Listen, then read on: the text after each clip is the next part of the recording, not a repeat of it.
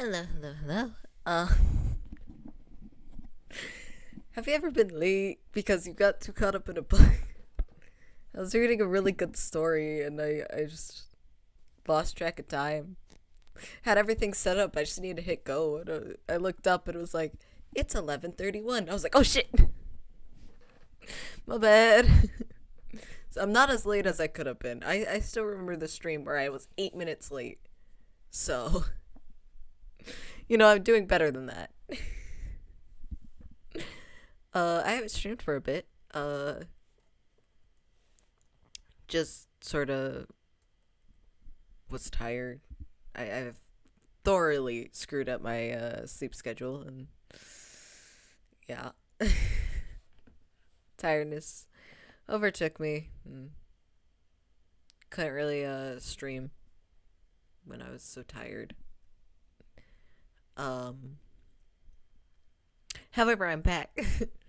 So today and tomorrow I will stream, and then Thursday and Friday I will stream because I want to see if it would be better. My biggest worry is with studying that I'm not going to have any brain cells left during streaming, and that I'm not going to be the most, you know, present person, if that makes sense.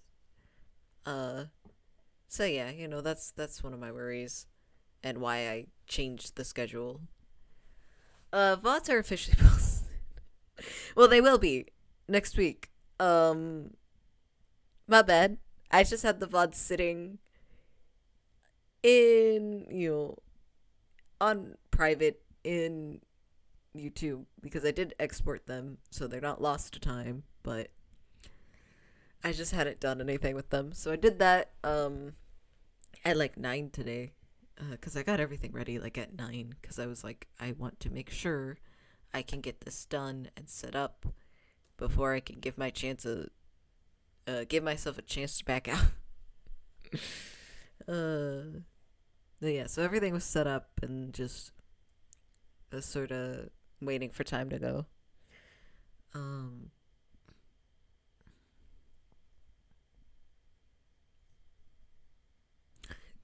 so,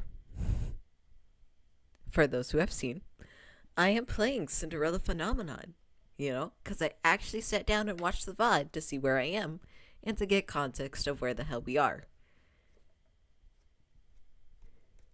How did y'all stand me? My voice in that VOD, okay? Sebi. Anytime I said Sebi, my voice would crack. And I was like, and y'all just rolled with that? I was cringing so hard at myself hearing that crack. I was like, no, no, tell me that wasn't lie.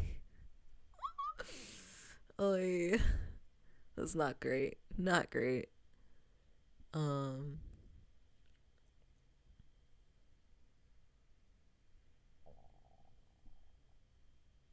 I have food. Not a surprise, but I like to get snack specific things for stream, such as fruit snacks, granola bars. Um, I don't have my usual drink with me. I have Fanta, pineapple. It was my backup drink, and then I forgot to grab my actual drink when I went to go sit down. So I guess we're dealing with the pineapple. It's fine. I haven't had soda in a little bit, so you know, don't know how that's gonna go. Um, but I have a chocolate dipped granola bar that is peanut butter, and I have two because they are not that big. And I also have fudge pop tart, and that was not originally supposed to be a part of the spread, but I put it next to my bed since I, fucked up my sleep schedule. It's still in its foil. I just, put it there because I was like, oh, if I wake up and I'm like starving, I can eat it real quick and finish waking up. And I haven't ate it yet because I actually woke up pretty decently. So yeah, now it's just sitting on my thing. Am I? Okay. I just saw my microphone wire underneath my laptop and I was like, am I on top of it? No, it's just the angle it's at. Looks like it's on top, but it's not.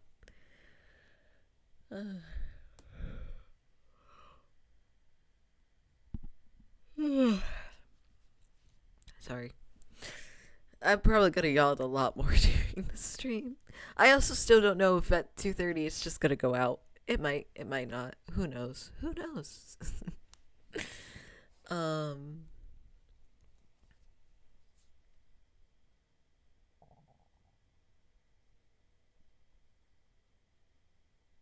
Other than that, I've been good. I've been really invested in this story. It's wonderful. But also like really deep and I don't know if deep's the right word. It's just like a really emotionally heavy story. And something that got me is that it's set in a magical world, and the guy, main character here, is talking to this leaf, and the leaf is talking back. And when I first, was reading about the leaf talking, was like, oh yeah, it's a magical world. Makes total sense. And the leaf is in his mouth, and it's gonna help him transform later. It wasn't until we get, like, chapter 9 that I'm like, oh shit. Because the leaf that he's talking to and talking back to him, the leaf is not supposed to talk. I only figured out that the leaf was taking on the personality of his dead wife. And I was like, oh no. Oh no, our baby is not over that yet. No. And I really, like, after the first bit that made me realize, oh shit, it does, like, tell you later on with the way he talks about it, and one of the scenes mirroring a flashback scene of him and his wife. So it was like, oh shit, damn. It's a very interesting story. I'm super curious on where it goes, because at the current moment he just got arrested, because they're like, you're under arrest for the death of your wife and your sister-in-law. And he's like, the fuck? First of all, I don't know what happened to my sister-in-law. Second of all, I loved my wife. I would not have killed her. What the fuck? So he has to go through, like, them essentially truth potioning him and going through his mind, and they're like, yeah, we don't believe you did this, honestly. Hearing you speak the truth is a little concerning, and oh.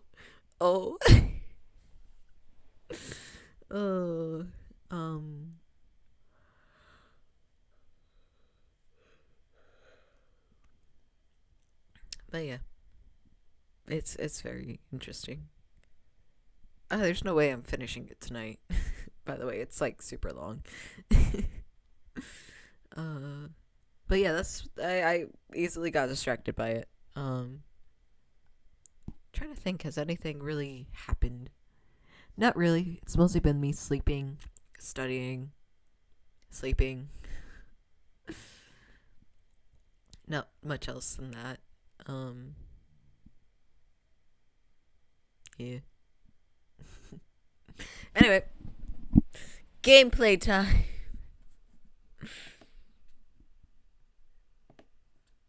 There we go. Do music.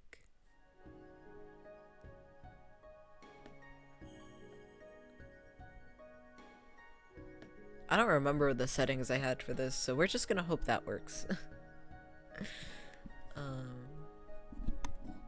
Me. Oh. Load. So,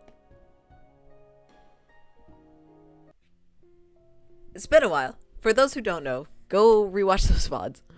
But for a short little explanation of where the hell we are, we're going through a secret passage, and that's it. No. Rod is taking us through the secret passage, presumably to get to the Martian, and Sebi made a comment about how Rod's thoughts are too loud, and Rod was like, shut the fuck up. And we were like, oh, but But he's right, you know? Okay. I moved it slightly and I was like, wait a minute. Is it gonna fuck up? But no. But yeah. Yeah.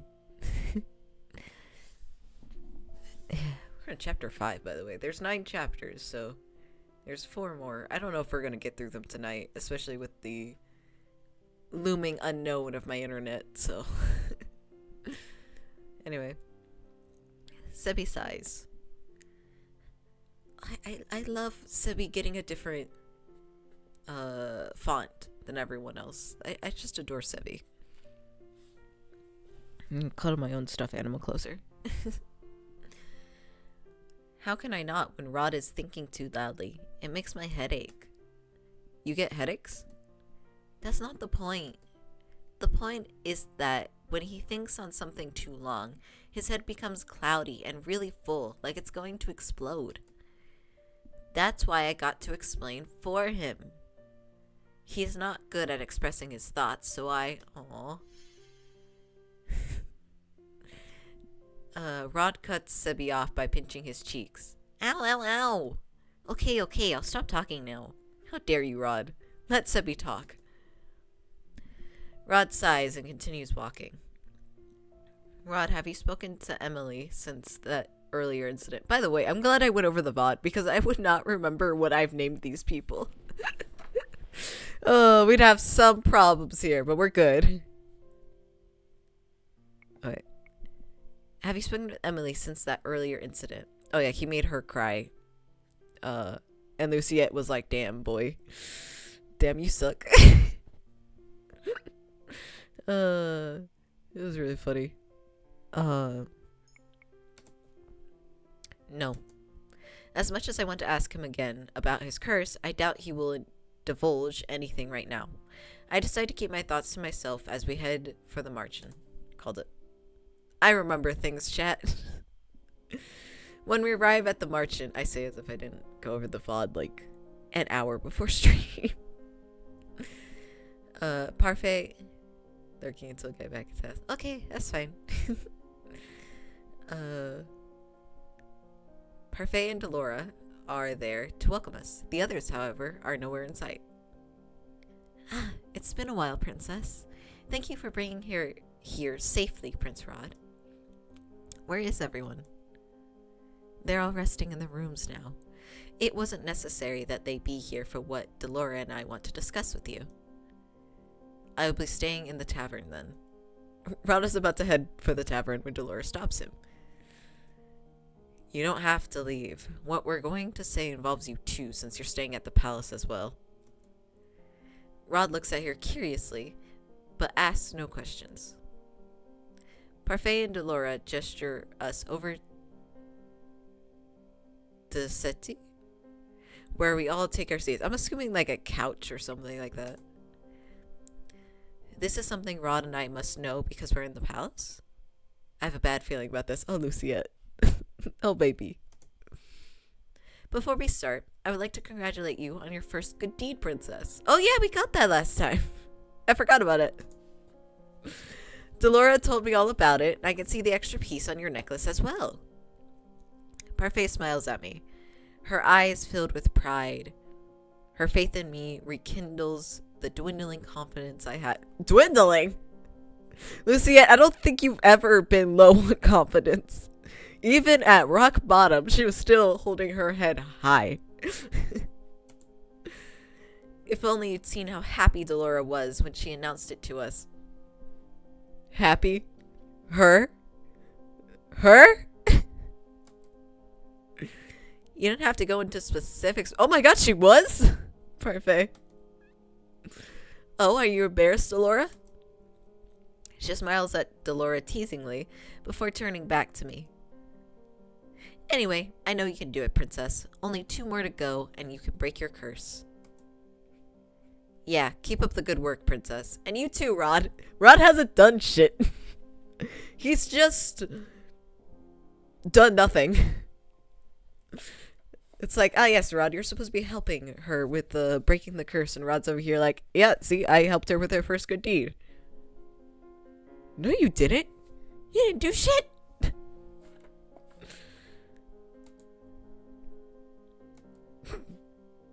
So what is it that you wanted to discuss with us? Shut the fuck up, my guy. I conducted a little investigation while I was with Luciette in the palace, and I found out something important. Something important? I discovered there is a witch in the palace. Oh, yeah. We don't know who he is in this route, but I'm pretty sure we know who he is in Karma's route. Or not. We might not. A witch in the past. This is funny having the context of who she is, because it's like, yeah, just one. Could it possibly be two? I felt a twinge of magic while I was there. It was faint, but definitely there. I don't remember feeling it before when I was there as your doll, princess. It seems that the witch is using a glamour to hide himself or herself from us. A glamour is a magic that only very experienced witches can cast, which means the witch we're dealing with is no ordinary witch. They have the potential to be very powerful, right? But what would a witch be doing in the palace in the first place? What do you think? This witch could be after the king, but what? Parfait and Delora glance at each other, looking conflicted. It is Parfait who faces me first, her expression grave. I'm afraid there's some other possibility we must make you aware of, princess. Oh. I need to get a drink. Hold on.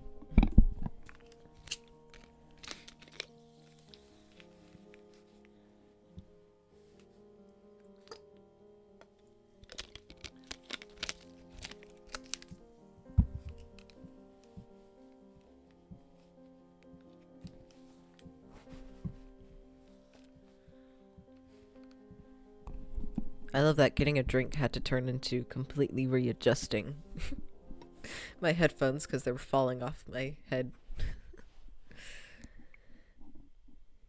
And in order for us to explain it, we must give you the truth. Oh, we're gonna hear Chapter 6. Moving closer. The truth? The only answer is silence. I shift my gaze to Rod, but he avoids This motherfucker. Okay. What is going on? Princess, it is fairly likely. Fairly? I meant very. Very likely that this witch in the palace is looking for you. What? I cast a glamour on you a long time ago so you could remain hidden from magical eyes.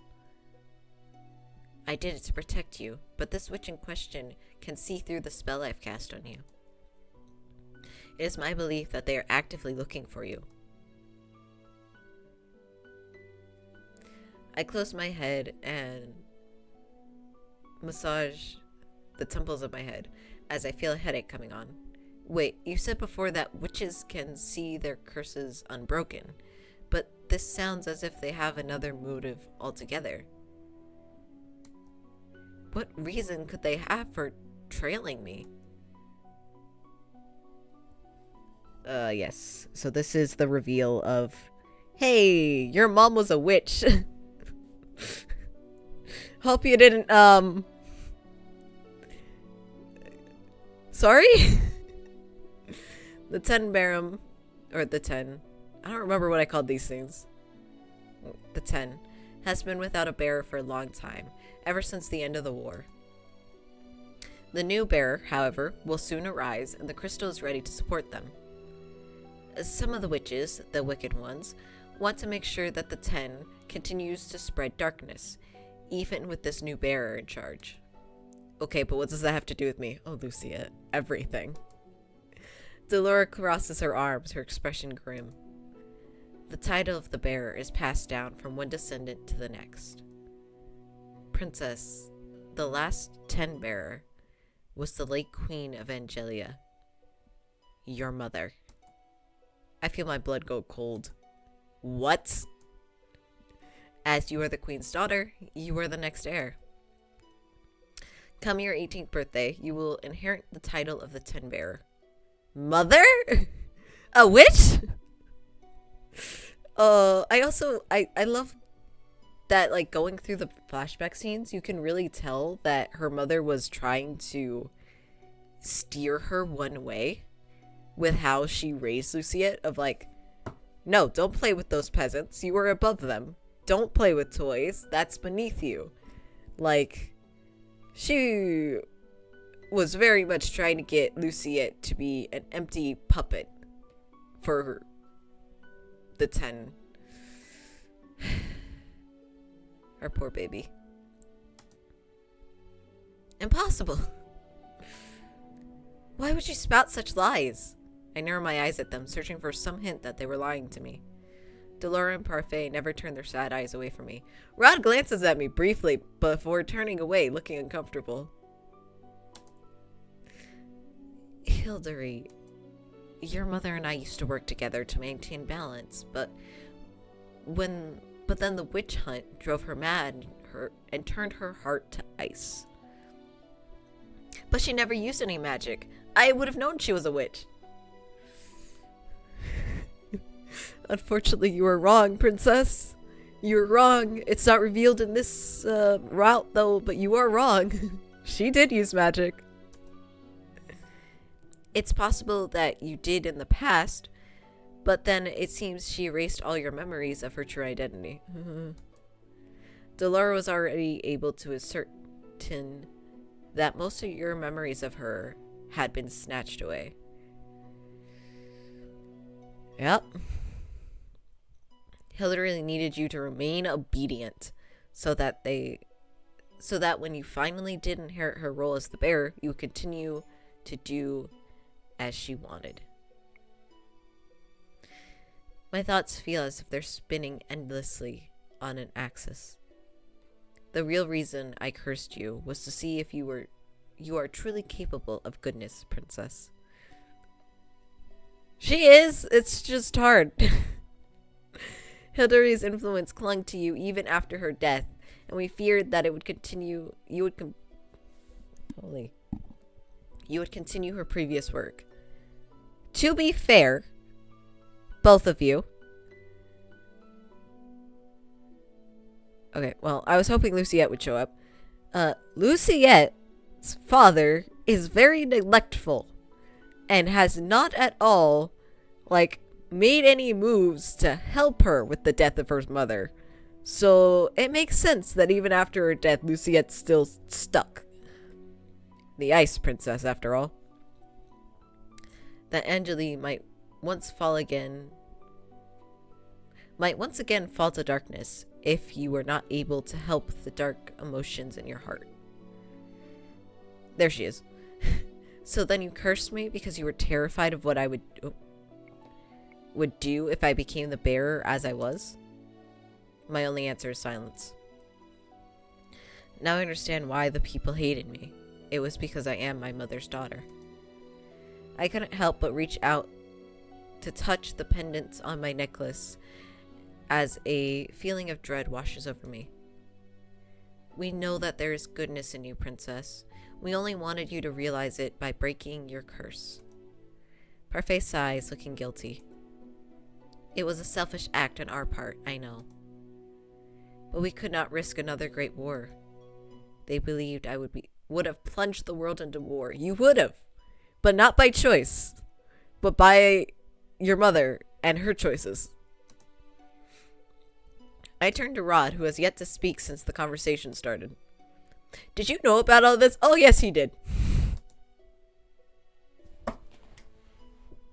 Knew it. Everyone knows the story about the 10 witch and her daughter. Everyone except me.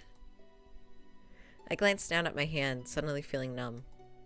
I am a witch, and I will become the 10's next bearer. Just the thought makes me sick. I think back to my childhood. I can still recall the glares that everyone gave me as a child. Were they scared of me because I was my mother's daughter? What about the king? Did he never love me because I was the daughter of a witch? Can't fault her thinking on that one. But if that is the case, If my mother was so wicked, why did the king marry her in the first place?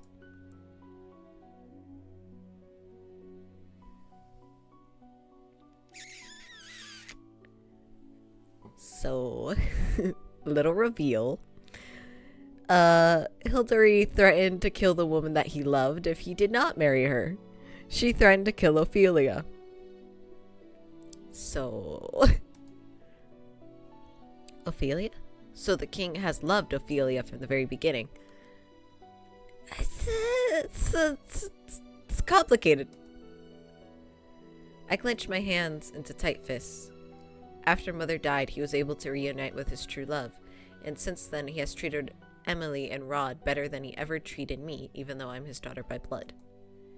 I want to feel angry about this revelation, but instead I feel a dreary emptiness inside me. A heavy feeling settles in my chest, suffocating my heart. He never really loved me. Luciette, baby. Oh no. Oh no, they've made her cry. Oh no. Luciette? Rod's voice snaps me out of my thoughts, and that is when I realize a stray tear has made it down my cheek. I wipe it away with the back of my hand, angry at myself for showing weakness in front of them. You must be happy to see me like this. What? Your mother was made queen, and you and your sisters became... Sisters? He only has one. You and your sister became royals overnight. It's like something out of a fairy tale, isn't it? You thought you had the perfect life until I came back into it. I never asked for this to happen. I just wanted to... Rod suddenly moves his hand to Sibby's mouth, muffling whatever other words the plush was going to say for him. What is it you want to say, Rod? It's nothing. I can assure you, however, that the power that comes with the crown has always been irrelevant to my family and I. Dickhead. I love that all of the like VODs of me doing Rod's route, I just say that randomly, and it's because there's going to be a reveal that happens later on that you'll suddenly understand why I'm like, you dickhead, anytime he talks about the crown. And yeah. So stop assuming that everyone around you is after your title or your riches.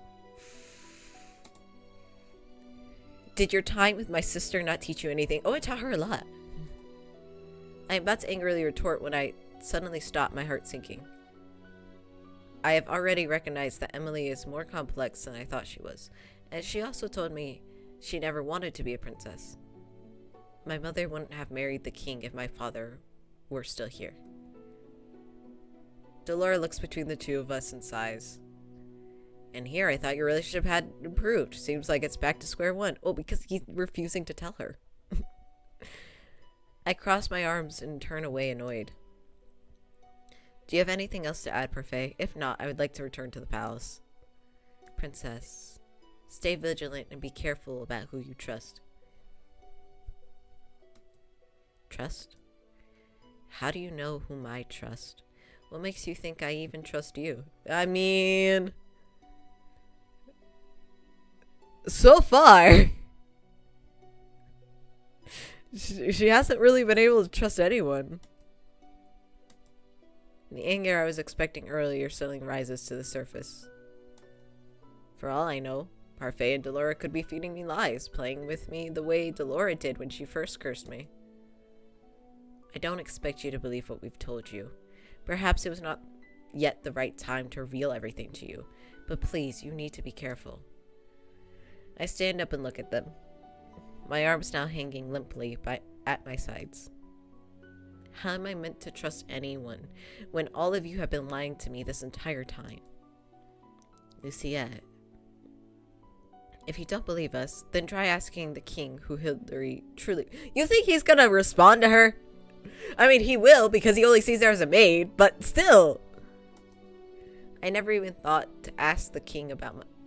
I think this is the saddest part to me. She always refers to him as the king, not father. Rod, you should watch your back too. It's possible that this witch in question could have been plotting something against the royal family as well. They've been in the palace for a long time, after all. She looks at me, then at Rod, her expression somber. I won't be able to stay with you anymore. I had to pick up and leave a few days ago because I was certain he caught a trace of my magic. He probably already has.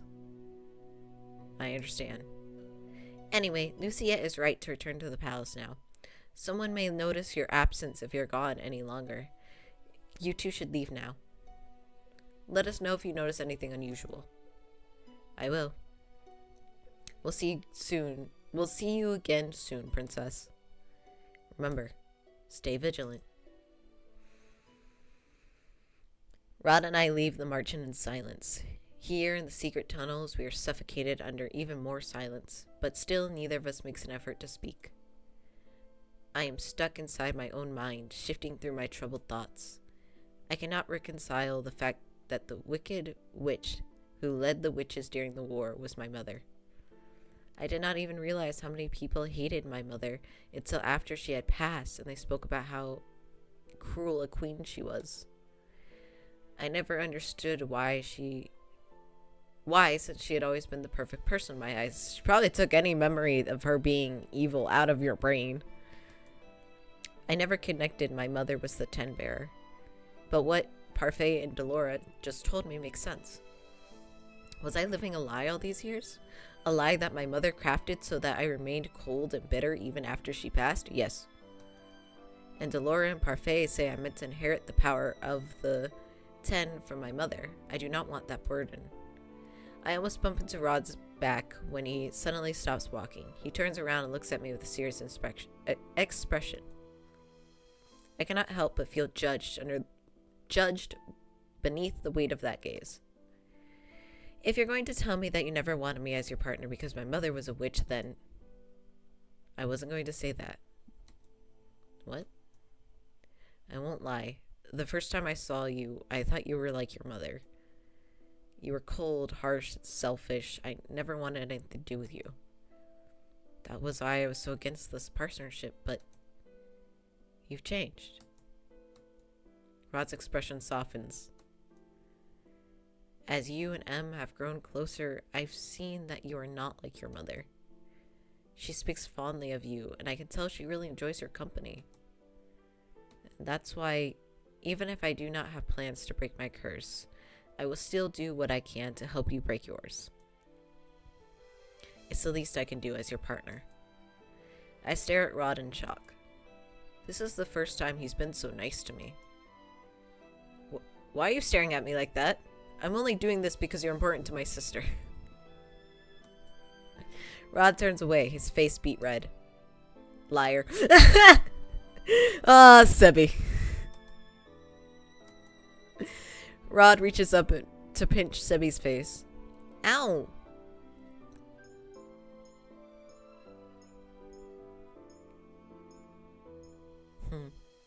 Compliment. Who would have thought you were actually capable of being nice? What? Was that supposed to be a compliment? Luciette! Baby. That was not the greatest compliment. Oh, no. Wait, hold on.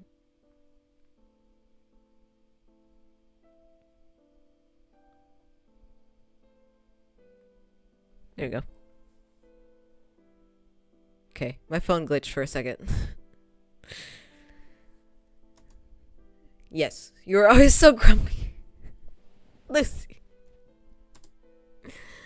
I don't even think I have seen a genuine smile on your face before. I can say the same for you. Birds of a feather flock together, then. Rod stares at me, dumbfounded. I cannot help but smile a little at his expression. Do you really dislike the fact that we are so similar? Rod is staring at me, wide-eyed. You just smiled. Backhanded compliment after backhanded compliment. He's just like, damn, she smiled. Fair enough, man. I did not. Rod thinks your smile is pretty. Sebi! I do not. You two really are the same. I love me and Sebi are just over here watching them. Like, I take a deep breath and calm the erratic beating of my heart. Anyway, I still want to help you with your curse, Rod. Why do you refuse to break it? A lot of reasons, Luciette. Rod stares down at his feet, expression melancholy. Because I cannot... Rod stops and shakes his head. He says nothing else, and I do not probe him anymore, especially not after seeing the distant look on his face.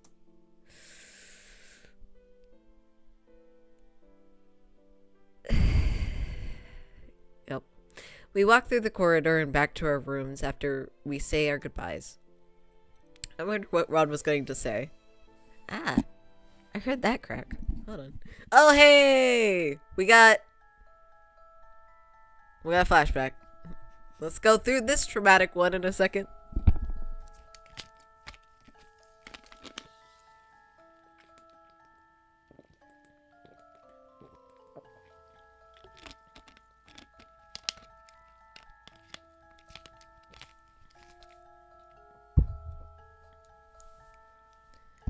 I love how interesting the flashback music is. Like, it's good, but it's also kind of cheerful for memories that are not cheerful.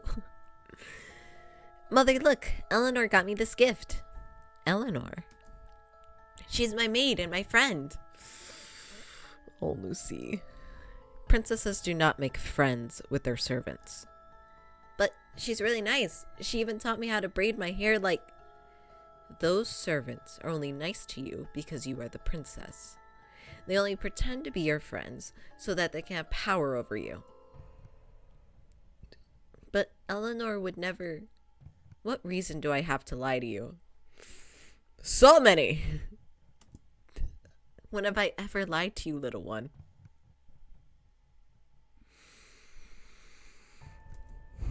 You've never lied to me. Oh, Luciette. That is correct. Tomorrow, I will remedy this situation. I will hire a new maid. You are not to befriend this one, no matter what she says. But, Mother, are you arguing with me, Luciette? No, I am sorry, Mother. Hi, Rod.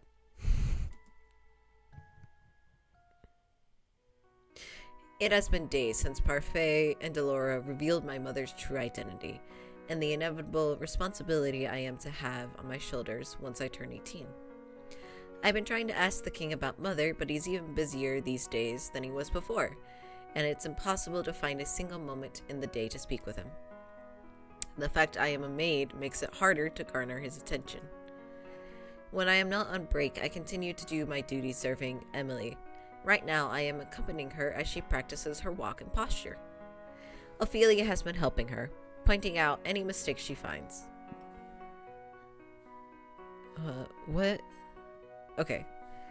Ophelia! With her beautiful dress. It's been so long since we've seen you. I know how hard this is, dear. I had to go through this training as well before I married the king. Emily allows her shoulders to slouch as she lets out an exasperated sigh. I've always hated these lessons. I had thought my posture was fine. This is supposed to refine it, and yet all these lessons have been doing is hurting my back. Oh, Emily, you'll get the hang of this. You just need to keep... I heard that one. You just need to keep practicing. But Mother, I've had the same lesson before. Why must I do it again? Because you slouch when you walk, and that is unbecoming of a princess. Emily scowls at her mother, and Ophelia's frown falls away as she bursts into laughter. Mother, you are not helping.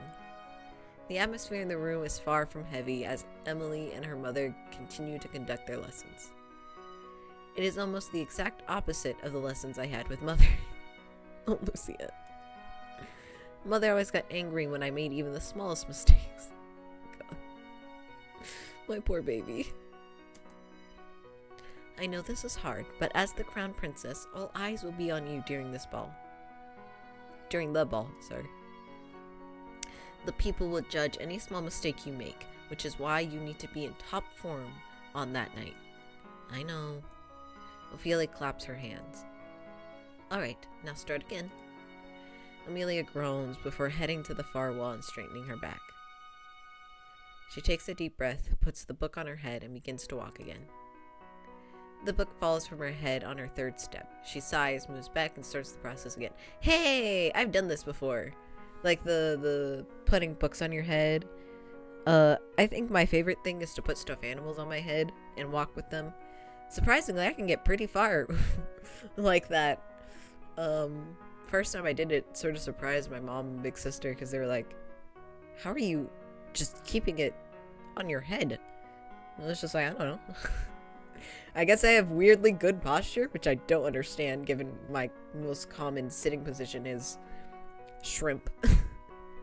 So, but you know, it's interesting nonetheless.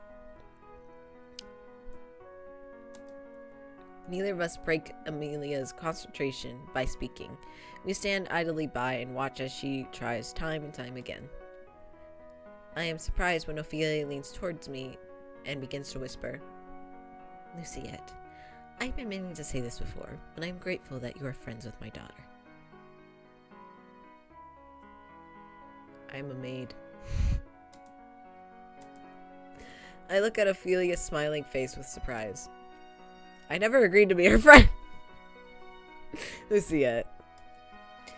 You were not against the princess making friends with her servants? Why would I be? I actually wish more of the staff here wouldn't be so uptight, since I would love for Emily to be on good terms with people who serve her. Besides, social status is never an obstacle to friendship. Ophelia shifts her gaze back to Emily, who is now picking up the book that has once again fallen from her head. No matter your occupation or status, a friend is always a friend.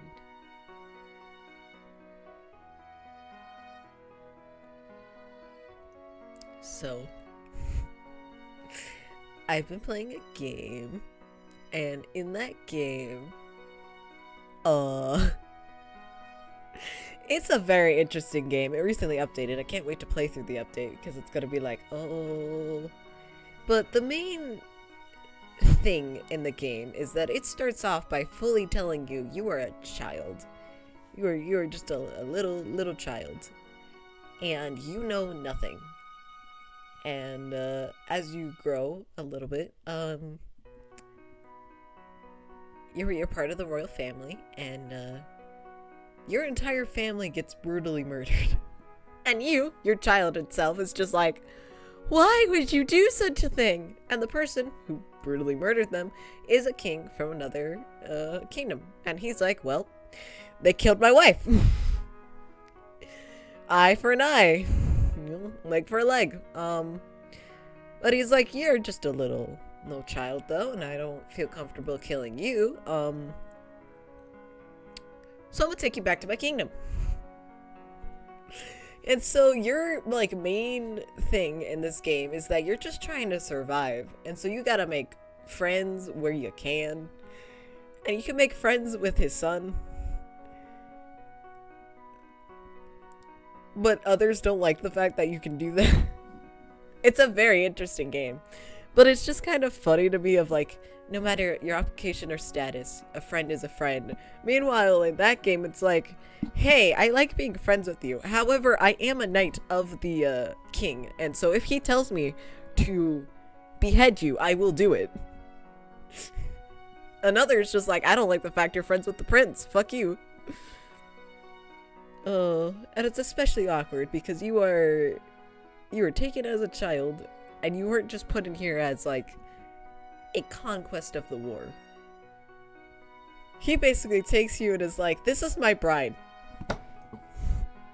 He doesn't do anything to you or anything like that.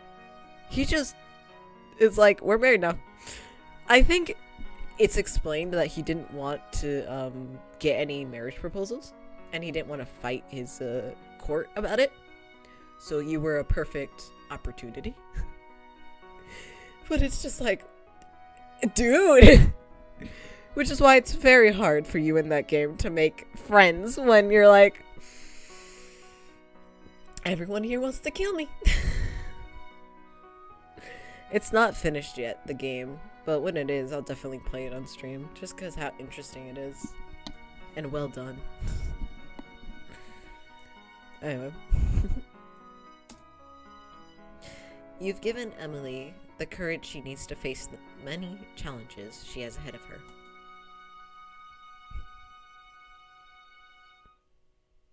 Oh no. You're in a way, you're like family, since you're always around us. Like family. Come what may, both family and friends are there for you and will accept you for who you are. Even before I was cursed, Emily was trying to be my friend. That means she knew all along who my mother was and still wanted to be my friend. That thought makes me remember what Parfait told me about Mother threatening to kill Ophelia if the king did not marry her. I turned to Ophelia, curious. Your Majesty, may I ask what you know about the late Queen's rule? Ophelia looks at me quizzically, and I quickly add a thoughtless lie. I was not in Angelia, and have only heard stories. I just thought it was so hard to believe with how peaceful things are in the palace right now. The kingdom was in a dark place back then. People lived in fear under her rule. The king had no real power over Angelia. He still don't got no real power, but you know, go off. The witches had free reign over the kingdom. They cast the fairy tale curse incessantly and on a whim. We barely left our houses in fear of becoming cursed. Mother's reign was that terrible? The king still blames himself for the darkness that befell Angelia during that time.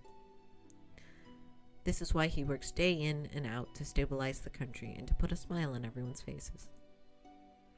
I remember long ago how he told me one of his reasons he would always continue to work hard for this kingdom was because he wanted to make a brighter tomorrow for his child. Children.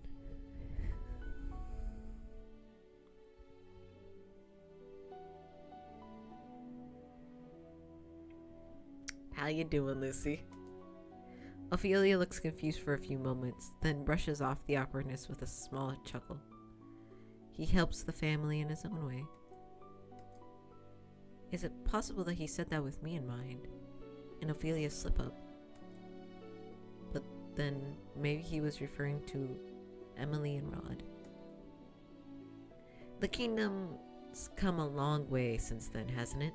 There are still witches here and there, but most of them don't bother others. I pray that the peace we are experiencing right now will last, she says to the witch. I see. Thank you for telling me. It is a bit of a dreary topic, but I'm happy to have helped. If you need anything else, please don't hesitate to call on me.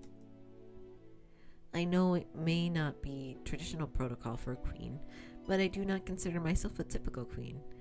I try my best to listen to everyone here, regardless of what their title or name might be. I can only nod at her in response. Princess or maid, the way Ophelia has treated me has never changed. She has always treated me with kindness, regardless of who I am. I never saw it before because I was always so distant from everyone. But now I see that Ophelia treats everyone here with kindness, regardless of social status. I like this. I like Lucia, opening up to her stepmother and her stepsister, even if they don't know it. But still hate the king. Fuck the king. I still hate him. He let his daughter grow in darkness and didn't once bother to be like, hey, sweetheart, how you doing? I was always frustrated by the servants when they compared Ophelia to Mother, saying she was superior. But now, I think I understand why they would make such comparisons.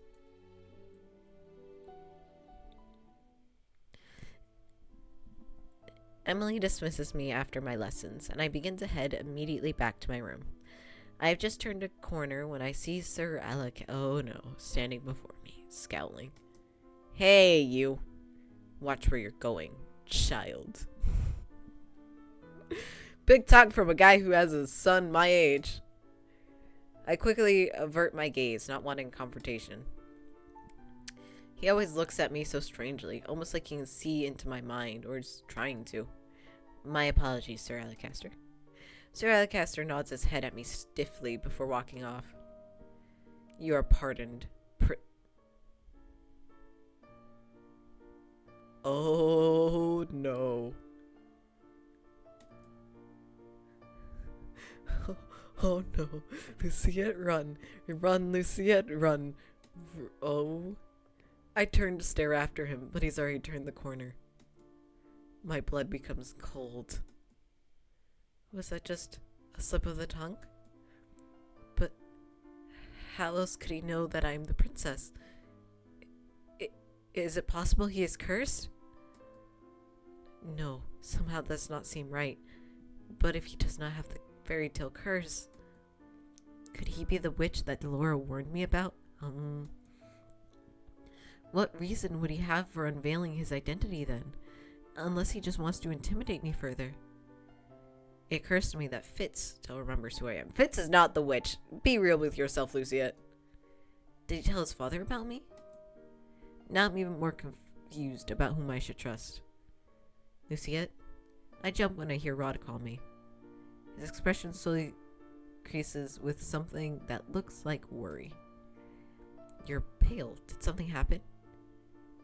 Would he believe me if I told him? I mean, you guys are told that there is a witch and that you both could be in danger. So I think it's better you tell him. Sir Alacaster knows I'm the princess. Do you think he is the witch Delora was talking about? I whisper the words to him and he responds by raising his eyebrows, looking surprised. What makes you say that? This isn't just because of the standoff way he acts, is it? You don't believe me. Rod sighs. I never said that I didn't. Well, your immediate response begs to differ. It's just that we can't blindly accuse anyone without any real proof. Rod stares at me a few moments, then closes his eyes, his eyebrows slightly furrowed with thought. Furrowed, whatever. Sir Fitzguard also remembers who you are. Rod, if you suggest. I do not want to be suspicious of Fitz, but I do not think blindly trusting him is the right. It would be right either, given these circumstances. It's not. You need to stay vigilant around him. If anything happens, you can come talk to me about it. Oh, you're worried about Fitz, not Alacaster? Really? One of these is more dangerous than the other. One's a puppy dog. The other is a bear, fully ready to kill me at any moment. Seriously? Oh yes, you should be worried about the puppy dog. He might be bad.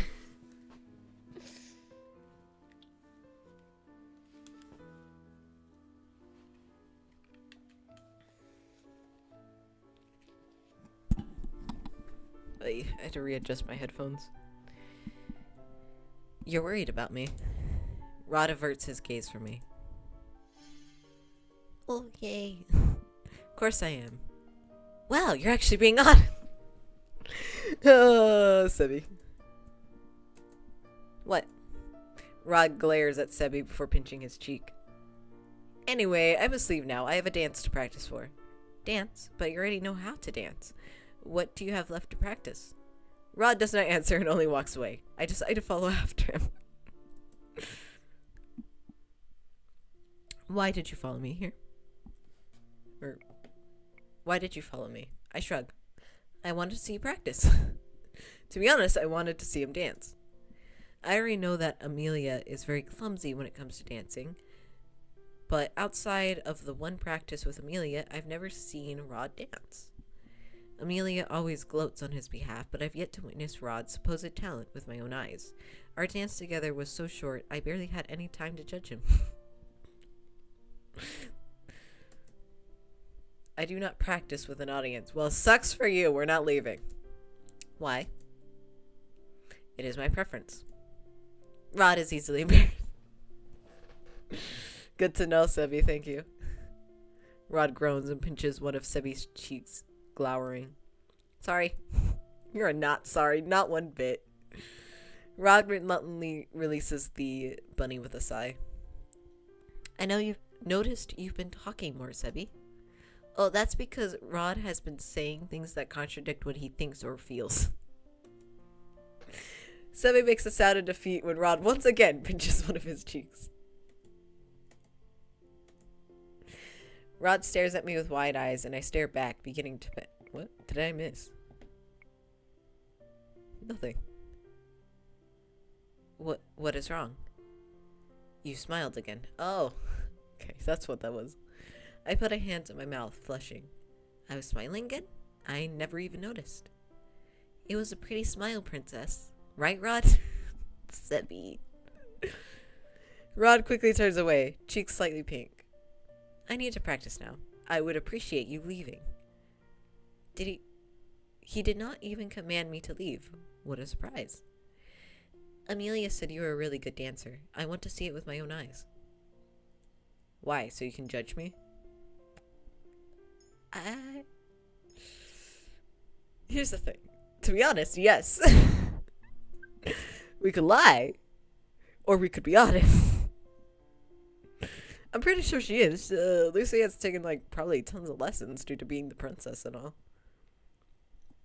The scowl on Rod's face deepens. I almost smirk. Maybe he is reluctant to show me, but Rod is full of pride. He is more likely to show me if I pose a challenge. Smart, Lucy. I didn't even think about that. You didn't even answer the question. Shut up. We answered it by not answering it, okay?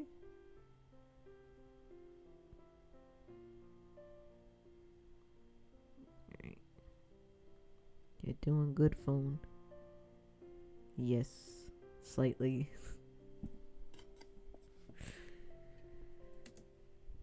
And are you underestimating my dancing? Yes.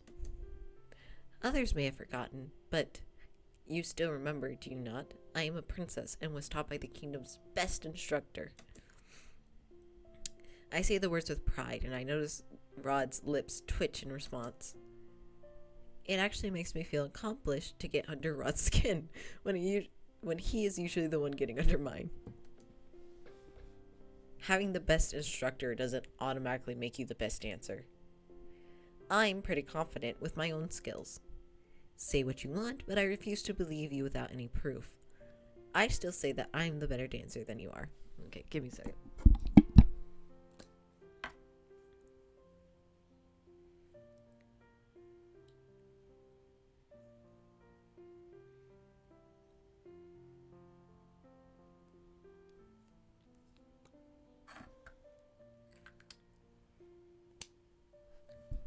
I have this lovely, healing lip balm for chapped lips. And I felt my lips getting, really chapped there. And I was like, okay, let me go put some of that on. It's amazing. I'm almost out of it. I need to go back to where I got it from and get more.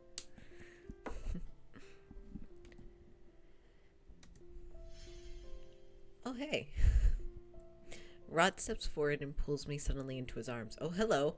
Taking me by surprise. He looks at me, clearly determined. Fine then. You'll have your proof. I'll make you swallow those words with this dance. We shall see. Rod starts leading the dance. He guides us into the imaginary rhythm of a waltz. Even without the music, I am able to count the steps in my head, and as I follow his lead. This is different from the short dance we showed Emily. Rod's movements are graceful, his touch gentle as he leads me to an underarm twirl. Hello. Damn. That's the back of her head? That braid is even more intricate than I thought. Damn. I could never. When I come to face him once again, I notice the gentle way he stares at me. The usual hardness of his expression is gone, melted into something relaxed. I find myself staring back at him, our eyes looking into his eyes. Perhaps Rod does have some gentleness in him, or gentleness to him. Our gaze does not break as he twirls me. You have beautiful eyes. Rod's eyes widen as soon as mine do. He abruptly lets go of my hands and steps back. I can only stare at him, my face warm. It wasn't me this time. Sammy's like, I didn't do shit. That was more than just a thought, I swear. Rod says nothing, though his cheeks continue to darken with embarrassment. Oh my. Oh, hello. Rod and I turned to look at Emily, who was hovering by the door. She's like, hello. What did I walk in on? Excuse me. Rod quickly walks through the doorway and out into the hall, leaving me and Emily alone in the room. What just happened? That was a wonderful dance, Lucia. Emily, save us. You were watching? I only just saw the last few minutes. But you know, the two of you really did look like a couple. It was sweet. Uh-oh. A couple? Oh, you're blushing. I put a hand to my cheek and turn away with a scowl. I am not. Besides, whatever just happened was embarrassing. Do you like Rod? Oh, Emily! I stare at her. I do not. And you are forgetting that I am a maid who could not be with the prince, even if I wanted to. He's grumpy and cold. And even though we are not blood related, he is still my stepbrother. If only Emily realized how crazy her words were in the light of the truth. Good point, good point. Emily suddenly looks starry-eyed as she giggles at me. Love knows no boundaries, dear Luciette. Besides, he seems to like you. Your brother hates me. Rod can be contradictions.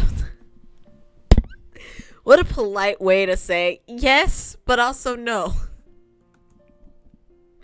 Sometimes he says the opposite of what he feels, and it's only when you get to know him as well as I do that you realize what his truths are. Or you could just get Sebi to say it for you, to be honest. Sebi seems more than happy. I cannot help but think of... Thank you.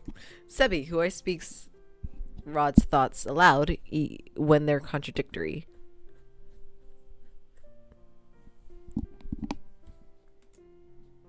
He was always so mean to Victoria. That's what I call her, Victoria. When we were younger, he would always bully her for being a crybaby, even though he cried far more often. So he has a habit. But then I realized he treated her more special than he did anyone else. Oh, Emily. Back then, I knew he liked her. I thought that one day the two of them might even grow to love each other, but... Emily lets out a long sigh as he directs her attention out the window. His attitude has changed ever since he was cursed. Then they grew even more distant when Victoria found a lover. Is that the reason you've been going to the toy shop with Prince Rod? Because you want to bring them back together? Emily nods. The three of us were best friends, the three musketeers. It's not the same without Rod. I keep asking him what's wrong, but he refuses to tell me. It's because our boy did some dumb shit. He's always been stubborn, but it's not like him to keep secrets. It's really frustrating because I have no idea what I should do to help him. I thought he was just being stubborn with me, but... Bleh. I got some hair in my mouth.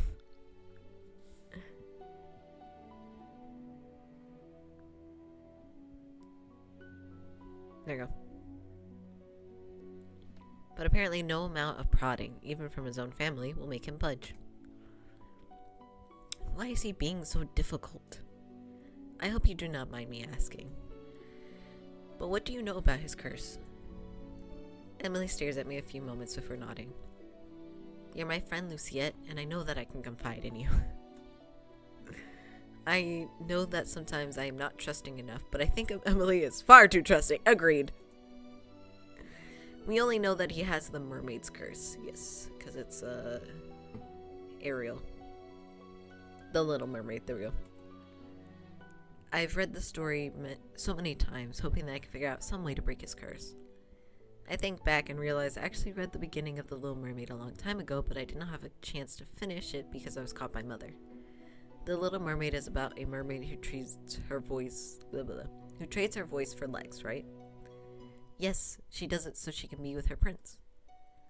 Rod's voice was taken away, but I'm sure he was given something in exchange. I heard that curses are derived from the original tales, but that they are twisted in some way to fit the format of a curse. I nod slowly, thoughtfully. I have a strong feeling that Rod's curse is related to Victoria, but I cannot draw the connection. I can. But still, Victoria might be the key to understanding his curse.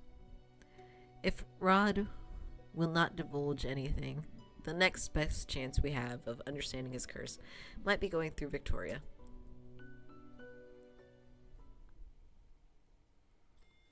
Chapter 7. Be careful what you wish for. Today is the first time I'm leaving the palace on a day off. Usually I choose to stay inside. Whereas the other servants always leave to go home, I never see any reason to leave since this has always been my home. And the merchant has never been home. Besides, it's not as if I want to return. Not after the conversation we shared last time, fair. Thus, I have spent most of my days asking questions about Mother's reign, inquiring when and where I can. The opinions do not surprise me. Oh no. I was so scared of her. One wrong move and she'd have you thrown in prison. The townsfolk would always wait for her to pass by before leaving their houses. She was a tyrant. The kingdom is in a better place now that she's gone. Oh, damn. Like, she was horrible, but also, damn, that's your mother, you know? There's no reason for them to lie to me. The more I hear, the more my old life makes sense to me. Now I know why the king never seemed to love Mother, and why people hated her, and the reason why people looked at me with such fear. However, it has been months since I've been glared at in public. If there is one good thing about this... If there is one good thing that this curse did for me, it is that it allowed me to travel around town without being noticed. As Victoria's shop comes into view, my thoughts shift to the reason I have left the palace in the first place. Hi. If Rod will not tell me anything, I'll have to ask Victoria. She must be related in some way to his curse. I pause outside the door to the toy shop. With a deep breath, I push the door open.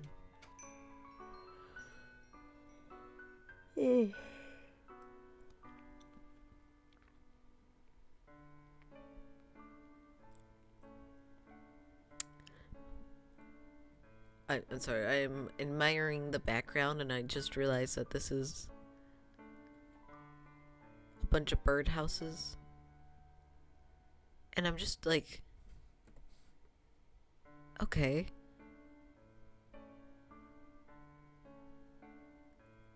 How tall is this? Does this go to the ceiling? Was this built with the toy shop? Like, why? You were a toy shop. Why do you have birdhouses on a fake tree? Like, selling birdhouses is like fair enough, whatever. But like, why not have a shelf? Why this? It's eye-catching, but it's also questionable. Anyway, hello. Welcome. The moment she sees me, her expression becomes confused. Oh, you're the princess's maid. Luciette, wasn't it? I nod at her. You've never come in here alone before. What can I help you with? I wanted to ask you something. It is about Prince Rod. Prince Rod? Did something happen to him? I mean, I tend to pick games that seem to have weird architect, but I don't know, the rest of this game, all the other ones, you know, all the other backgrounds look good. Architect-wise, they all look fine. It's just the toy shop that I'm like, why? I think the sign is what confuses me most. Because, and also the placement of it. Like, this is the desk. So, if there is a line that forms, I guess people are just looping around this. Like, a little bit questionable, but also the sign having this one, you know, blocking what it says.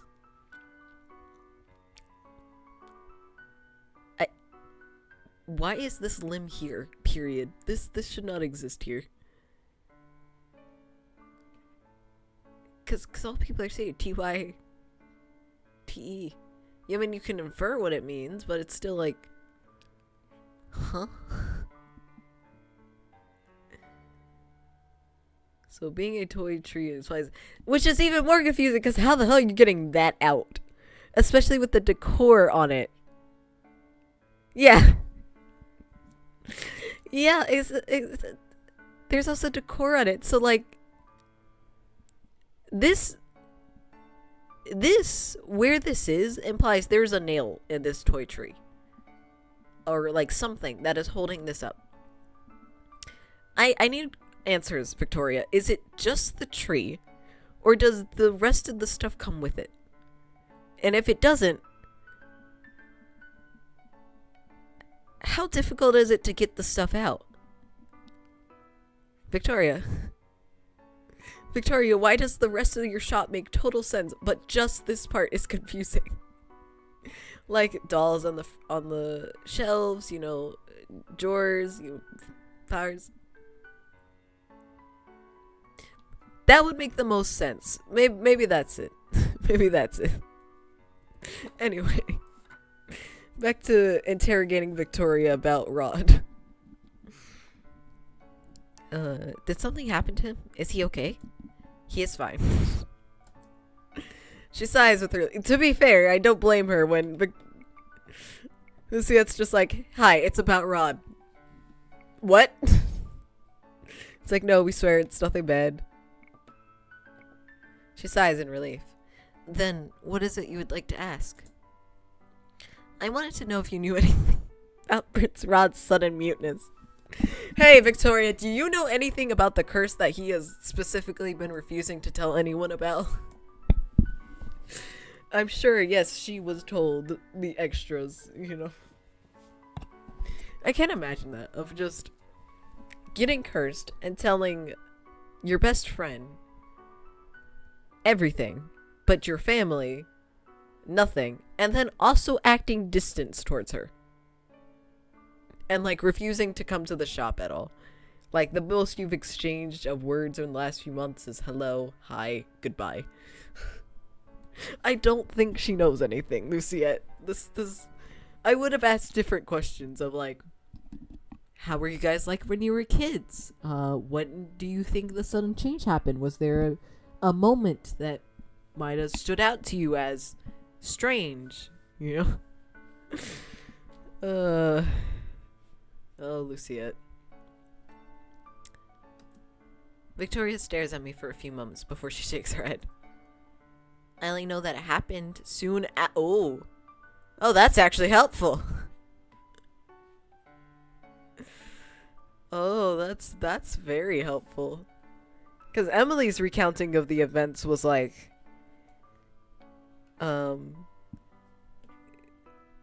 Rod suddenly went mute. And then he was distanced with Victoria during that time. But now, after she got a lover, he just like straight up, she isn't a part of his life anymore. But no, apparently, it only happened after. Okay. What reason do you have for asking? Well, I try to think of a plausible explanation for this, and I immediately consider Emily. Victoria is Emily's best friend. Surely she'd be willing to help if she knew I was doing this for Emily. Prince Rod has been very quiet recently. He's mute, Luciette. Princess Emily has been worried sick about him, but he refuses to say anything, even to her. I've been trying to help gather information that might be helpful discerning the cause. I stare at her expectantly, hoping that my gaze holds nothing but determination. She's over here like, do not call me out on my bullshit, please.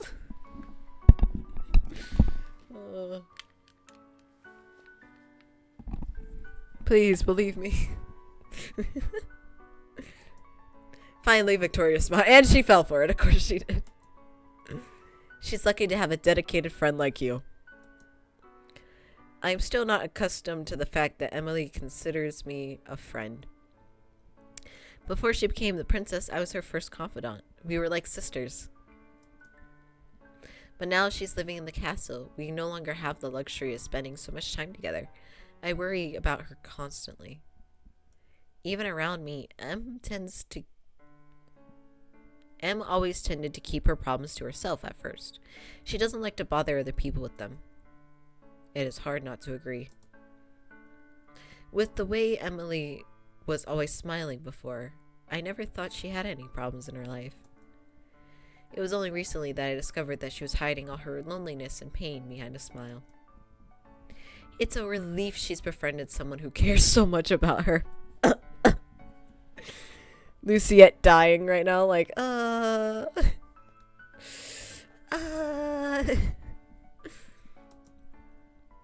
don't know if I can be much help, but I'll tell you what I know if it'll help Emily. Does that count as soap burn? I mean... Oh, what were the words Luciette said at the beginning? Fake princess coming after her title? Something along those lines. Said to Emily. Now she's over here like, oh yeah, me and Emily, bestest of friends. Oh. Poor girl doesn't know how to deal with this. I think the funniest part is even if she got a wild hair and was like, Emily, I'm sorry, Emily would not understand what the hell she's saying. It's like, Emily, I'm sorry, I was an utter asshole to you. And Emily be like, when? I don't remember anything like that. And Luciette's just over here like, oh yeah, I forgot. You don't remember me.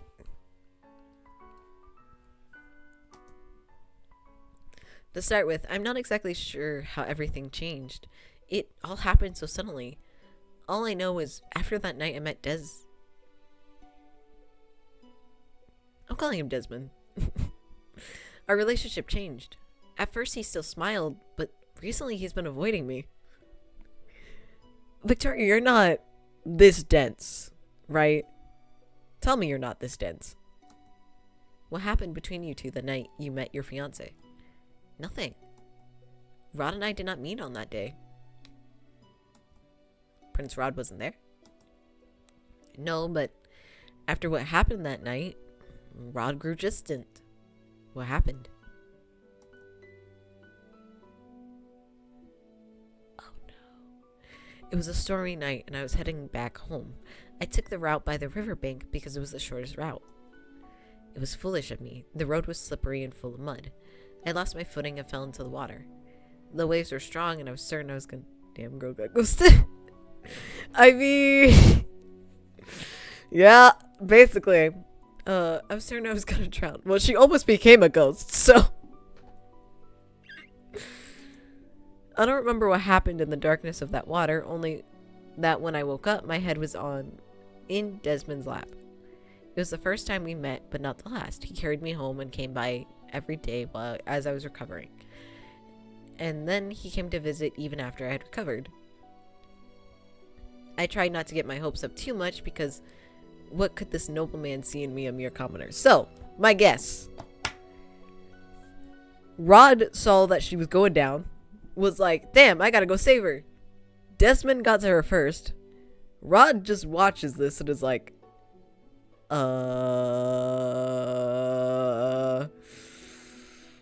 has a self-doubt and is like, I could never be the perfect man for her. I suck in the da-da-da-da.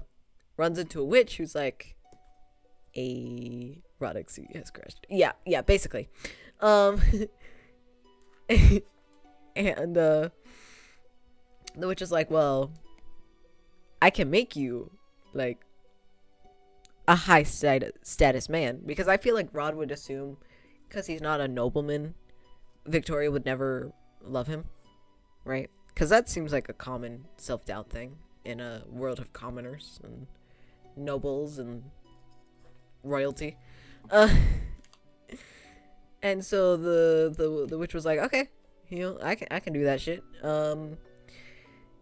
You're now part of the royal family. Good luck. In exchange, she took his voice, and Rod has been a part of it since. That is my guess of what happened. I have some knowledge to know I'm on the right track. But, I feel like Rod realized afterwards that, oh shit. It's like a little, well, yeah, that is his curse after all. It is Little Mermaid. But I feel like Rod's, like, to break it, it's like he has to, like, fall in love or get true love's kiss. That makes the most Little Mermaid sense, right? And he refuses to do that to Victoria because he does respect her, even if he's heartbroken. Which would be good. Good man, if he is doing that. But he still hurts because, well, she's gonna get married soon. But I still ended up falling in love with him, of course. You have no idea how happy I was when he said he loved me too. It was a dream come true. Oh no. Of course, every girl dreams of marrying a prince. It was all in the fairy tales that I read as a child. None of that was at all related to Rod. How does it relate to your curse, Luciette? Never mind, she's as dense as Rod is, so... You said your relationship changed after that night. What happened? Victoria sighs. I told Em and Rod about Desmond soon after the incident. Em was happy that the two of us fallen in love, but Rod... Oh. Victoria! Hey, best friend and best friend's brother. I have fallen in love with the man. Best friend's brother. That's great. So good for you. I need time. Hold on. Rod didn't say much of anything. I wonder why. It was when I noticed he was growing. Yes. Yeah. Yeah. Little bit.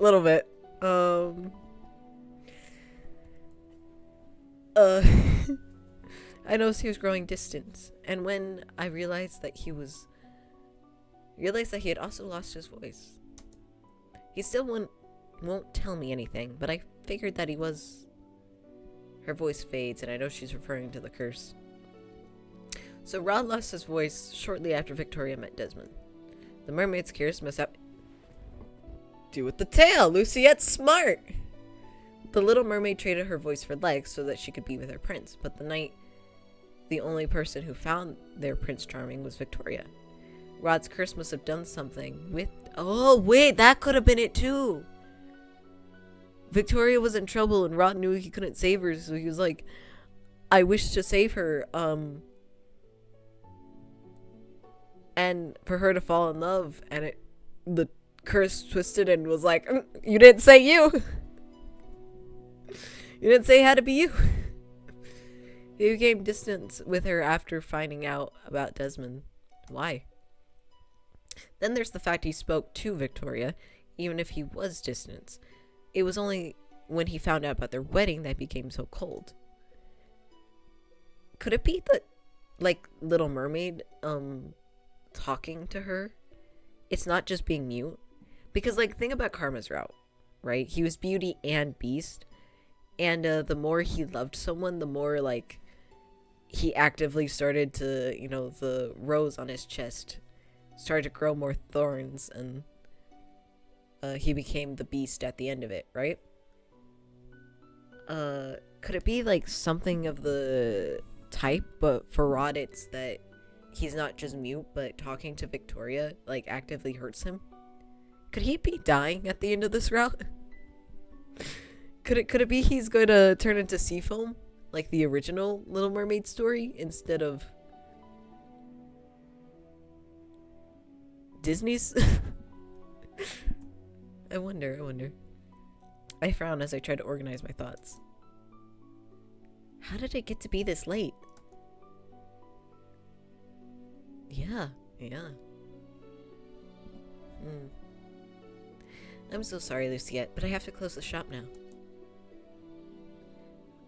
Sorry for the story. I know it has nothing to do with Rod, but it was after that incident that you began to act strangely. I don't think I was much help, but I shake my head. You have told me what you could. Victoria walks me to the door, opening it so both of us can step out onto the street together. Oh! I really hope you're able to help Emily and Rod. I hope so too. Did you see Ophelia the other day? Oh no. I catch sight of two noble women sitting on a bench together, not too far away from the toy shop. They are referring to Ophelia without her title. How disrespectful. Who would have thought a peasant like her could almost look like royalty? But her dress. As the queen, she ought to be wearing silks rather than satin. I am out of my depth for this type of conversation.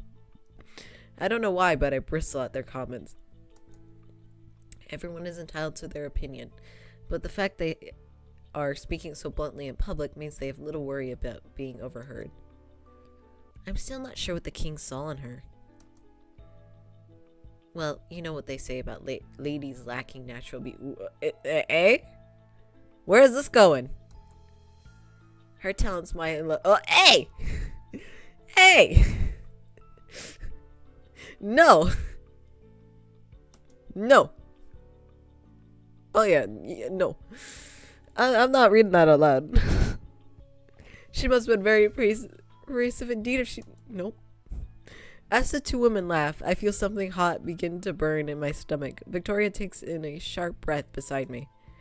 Since I became a maid in the palace, Ophelia has been nothing but kind to me, a mere servant.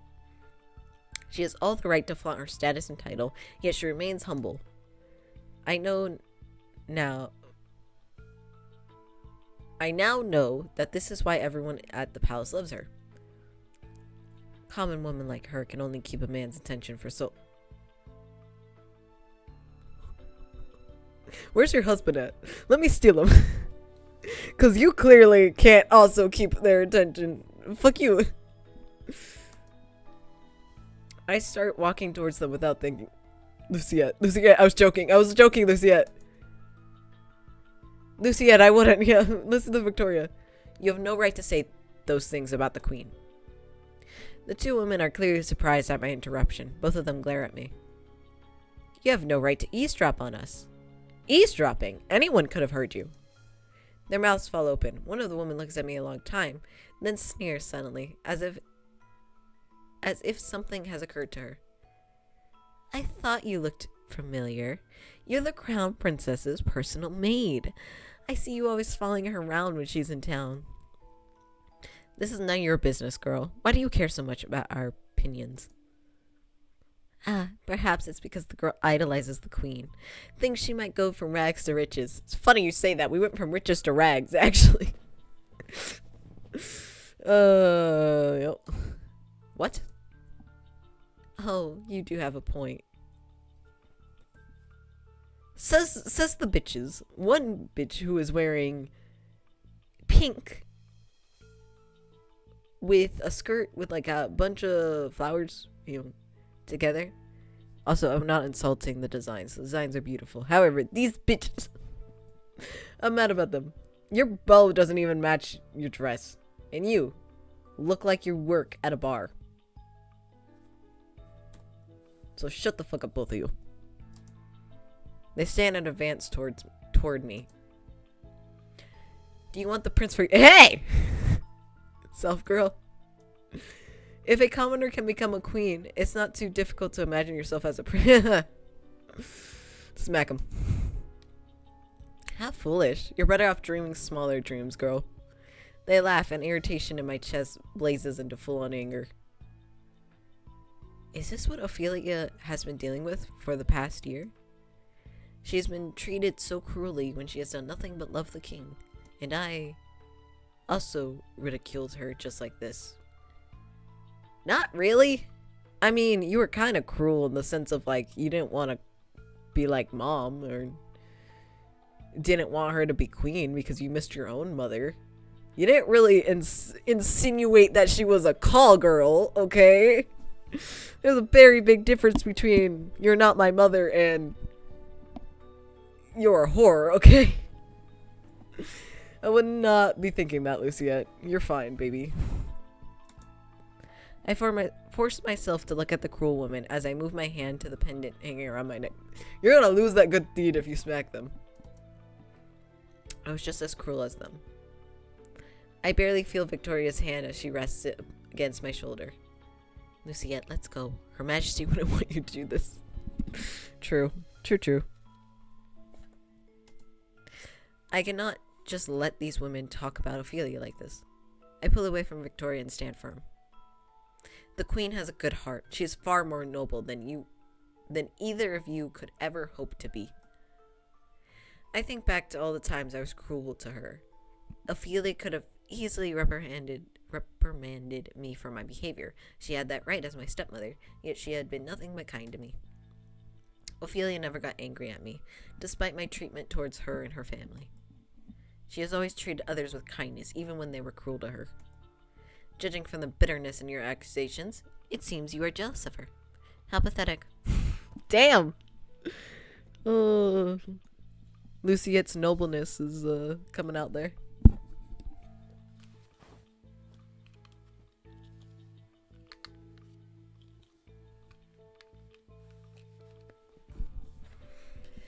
The other woman marches toward me. Her free hand instinctively moves to hold her hand just before her palm reaches my cheek. Uh-oh. I will not... Oh, wait. Oh, she grabs her hand. Hell yeah.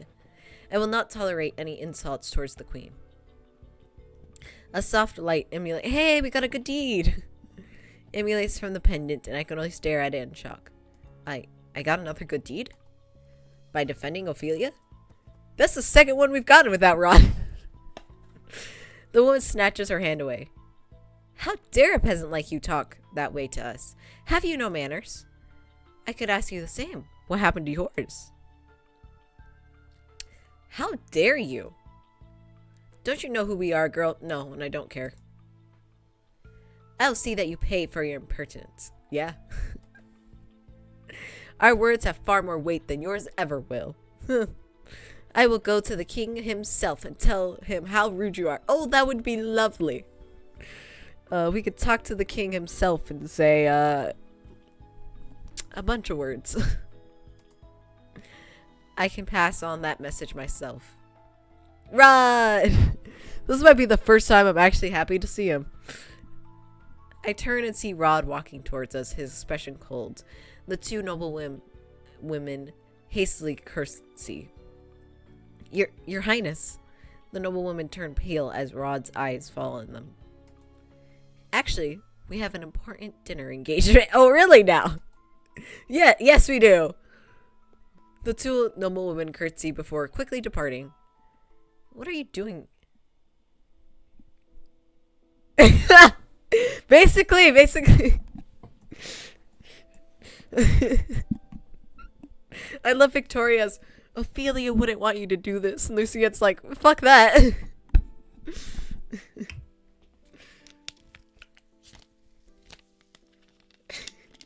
I feel like even if those noblewomen somehow had access to the king, which you know damn well they do not, and they told him this, that a maid said mean words to them.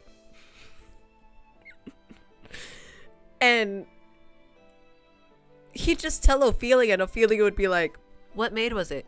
Lucette? Oh my god. Lucette. You know, my daughter from another mother.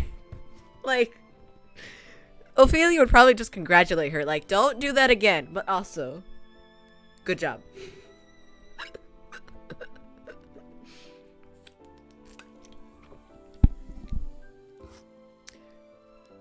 If anything, the person they want to tell is Emily. She'd be the only one to actually scold Lucette for it. It'd be like, Lucette, you shouldn't have done that at all. You could have gotten hurt. Exactly. That would be Ophelia. She'd be like, I technically have to do this. However, you know, if that punishment involves you just having tea with me as I scold you, who knows what happened? It'd just be a lovely conversation. Like, Meanwhile, Amelia would be like, no, don't do that again. Rod's probably also gonna yell at us here in a second. What are you doing here without your guards? You... Called it. What trouble have you gotten yourself into now?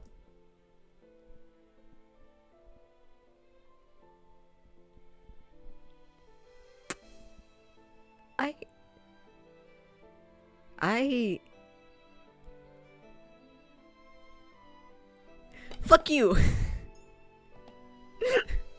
It is nothing. If you refuse to tell me what happened, I will have to assume that the noblewomen were telling the truth about you. Go ahead! Luciette has done nothing wrong. Victoria, shut up! In fact, I think Luciette only did what you and Emily would have done had you heard the awful things those women were saying about your brother.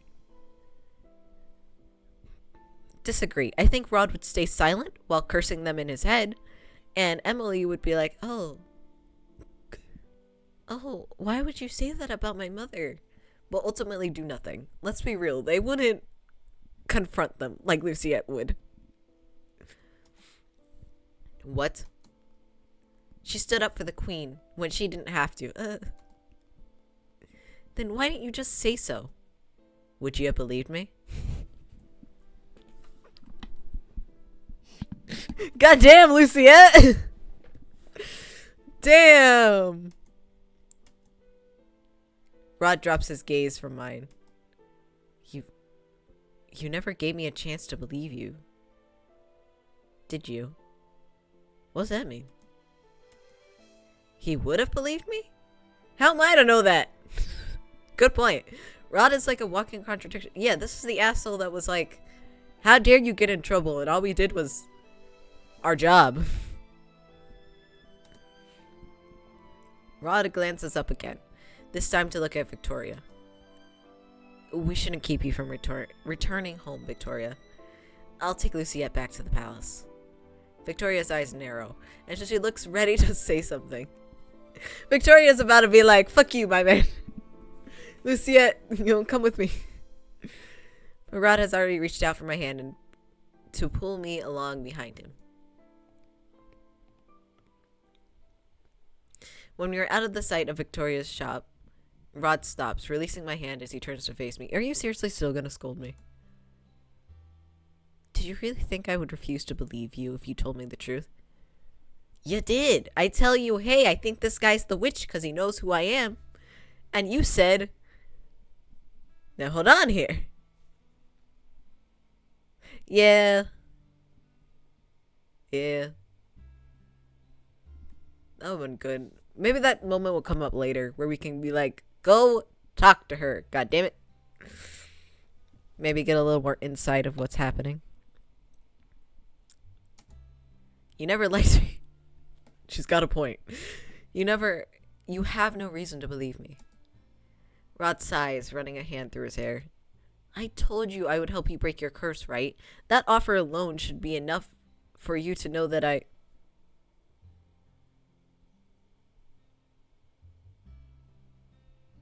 know this boy is not saying, I offered to do the kind thing and offer you human decency.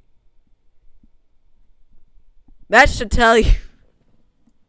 Boy, you did not. We had to, like, the whole, hey, Rod, help me with my curse. The entire time you were kicking and screaming. Like, it wasn't until Dolores stepped up and was like, get your shit together, before you were finally like, hey, I'll help. What do you mean? Oh, now he's embarrassed. Of course he is. What a nice guy, right? Rod turns away, suddenly looking embarrassed. That I don't dislike you anymore. He can't even say that he doesn't mind or that he likes us. It's just that he doesn't dislike us. That's great. Perfect. Thanks, Rod. You're expecting me to just assume that? How would I know unless you made that absolutely clear? But you haven't. Well, I'm making it clear now. understand. Anyway, thank you for standing up for my mother. It seems you don't require my assistance breaking a curse after all. Truth! We've gotten 2 without your help. He gestures to my necklace. Congrats on your second good deed, Luciette. Suddenly tongue-tied, I find myself looking everywhere but at Rod. When I once again gathered my senses, I turned to the road. My eyes narrow as I recognize the path we're on. This is not the way back to the palace. No, it isn't. We're going to the margin. Ah, damn it. Why? Because I was on my way there before I was forced to take a detour because someone was drawing attention to herself.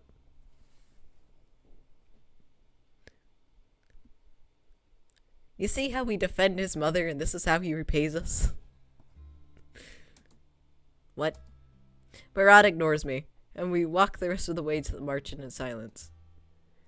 You know that entire trip, she's just staring at him with, like, bombastic side-eye, right? Like, really? Really? Waltz is the only person in the reception room when we enter. Waltz, I've missed you. Hi, Waltz. Prince Rod? Fuck Rod. Hi. Princess? Waltz. It's a little late for you two to be here. I had meant to be here earlier. Is Lady Parfait here? Waltz nods. I'll get her. I'll go get her. Wait here. As soon as Waltz leaves us alone, Rod turns to me, his expression rigid. What did I do? Rod steps closer and grabs my shoulders.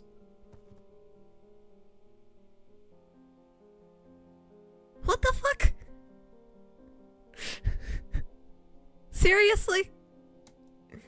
I wasn't able to say so earlier because we were out in public, but you should know just how much danger you are in now. And yet you thought it was okay to go around on your own? 1, yes, personal space. 2, we went to Victoria's shop. I'm sorry, are we just not allowed to leave the palace anymore? I argue it's more dangerous for us to stay in the palace.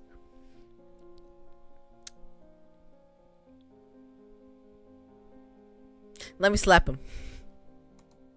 It was my day off. It is not unreasonable for me to want time to myself. Thank you. Time to yourself. Don't you understand the meaning of be careful? Why would you do something as foolish as going out into town alone? Foolish? Again, probably better to be out in town where there is a bunch of people and we can't just be kidnapped than at the palace where there are a dozen rooms where nobody would find us again. I cannot help but bristle at his tone. So would I. Why are you so angry? Yeah. Because you're... Rod trails off and looks away. Because you're family. Sorry, apparently he treats Emily like this as well. Fuck off.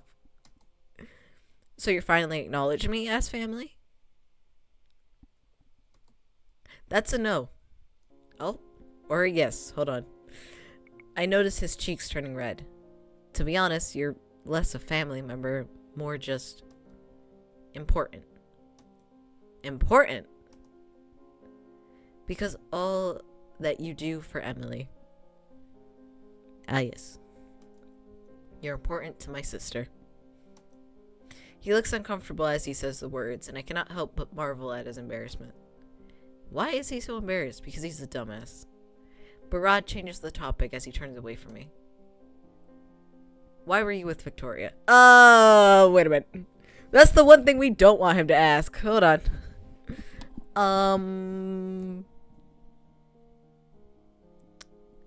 What do we say? I can only think of one reason you'd speak to her. Emily asked me to? My curse. God damn it, he knew. You thought you'd find out about my curse through her. I shrug. I can only assume that your curse has something to do with Victoria. I look up when Rod says something, then stare at the curious sight before me. He has taken Seb off his shoulder and is holding the doll in his hands away from his face.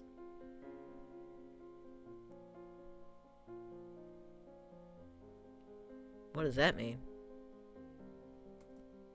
The two seem to be engaged in silent conversation. Oh. This is called speak these words only and only these words, and Sebi's like, but I want to say it all. No. Then gently, Sebi speaks words I can hear. This is the right thing to do. You need to let her help you, Rod. Rod bites down on his lower lip before briefly closing his eyes. Eventually, he returns Sebi to his usual spot on his shoulder and turns to me. Fine. You're stubborn and you're not going to quit investigating unless I tell you, are you? Correct. You're right. Victoria is the reason I was cursed. Got it. Rod sits down on the seat and lets out a heavy sigh. His eyes are far away as he speaks to me. I was in love with Victoria, but I wasn't brave enough to tell her, so I just followed her around like some kind of puppy. We knew this. One day, Victoria hadn't come home, and it was raining very heavily, so I went out. I called that he saw it, to look for her. I found her walking alone along the bank of the river. I called out to her to tell her to be careful, but I don't think she ever heard me. She slipped and... Rod swallows. He clenches one of his hands into a fist. She fell into the river. I dived in after her, somehow managed to get both of us onto the riverbank, but it didn't look like Victoria was breathing. I didn't know what to do. I started panicking. I ran off to try and find help, but I couldn't find anyone in the storm. When I returned, she was gone. I rushed to her house, and a doctor was already there tending to her, along with Desmond. Damn! Desmond really took that. Damn.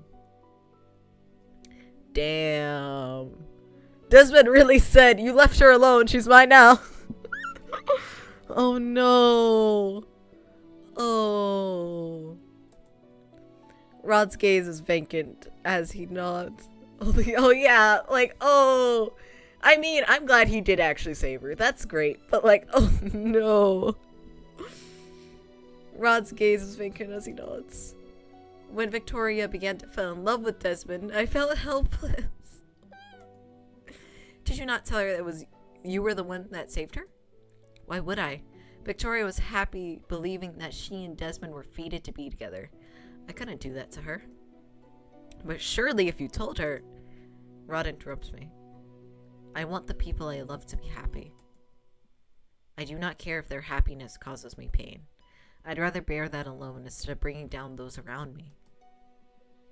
My chest aches as I watch Rod's face. I never would have guessed that Rod would be so... selfless. Me neither. But that didn't stop me from thinking that I could make her love me instead. Uh-oh. I decided to become what I thought Victoria wanted most. The Prince Charming of the fairy tales she so adored. And so I asked the witch to turn me into one. She stole my voice in exchange.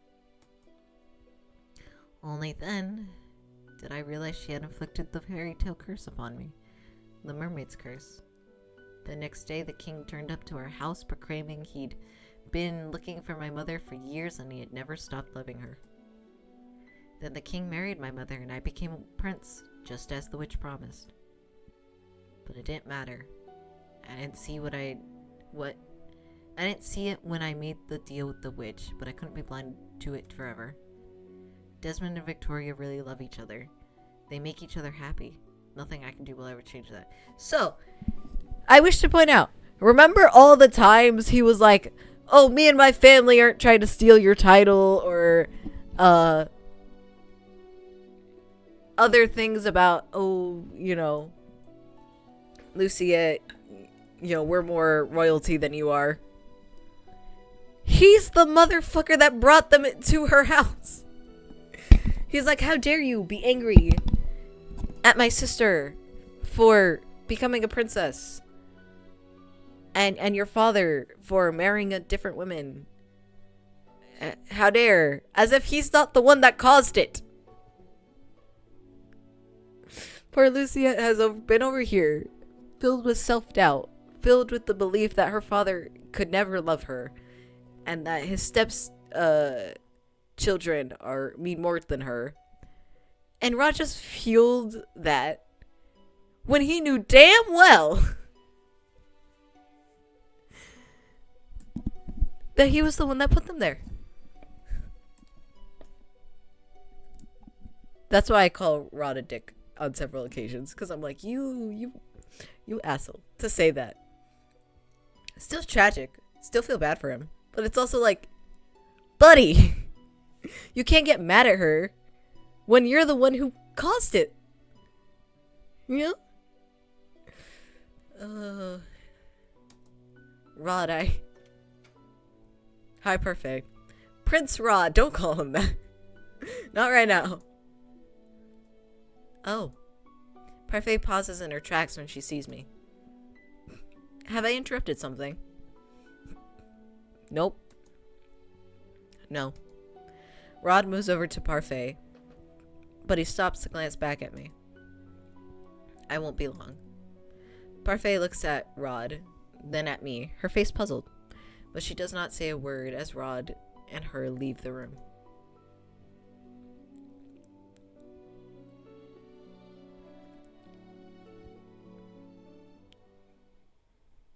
I did not get the chance to discuss Rod's curse with him later that night, nor did I get the chance to speak with Parfait and Delora about my suspicions of Sir Alacaster.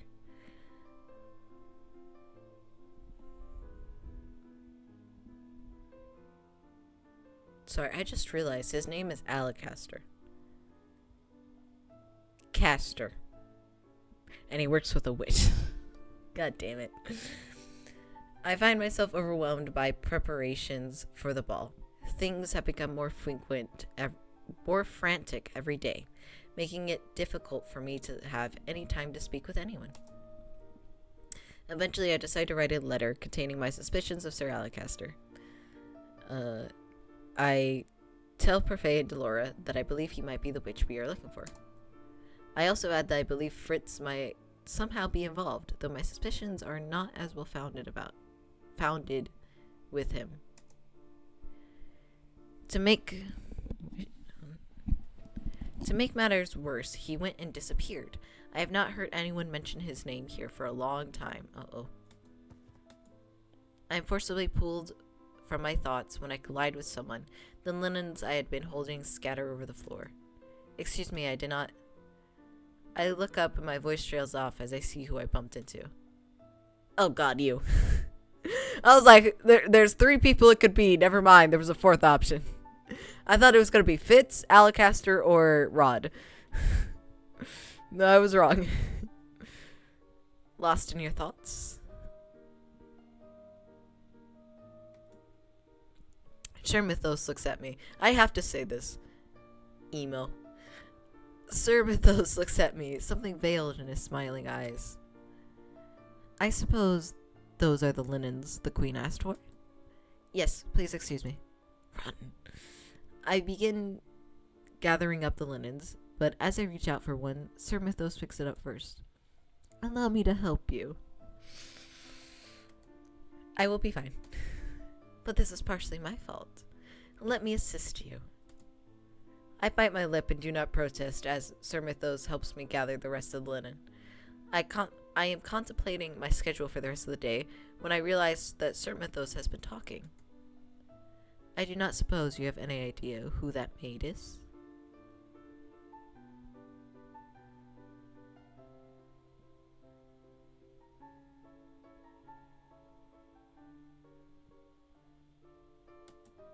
Maid?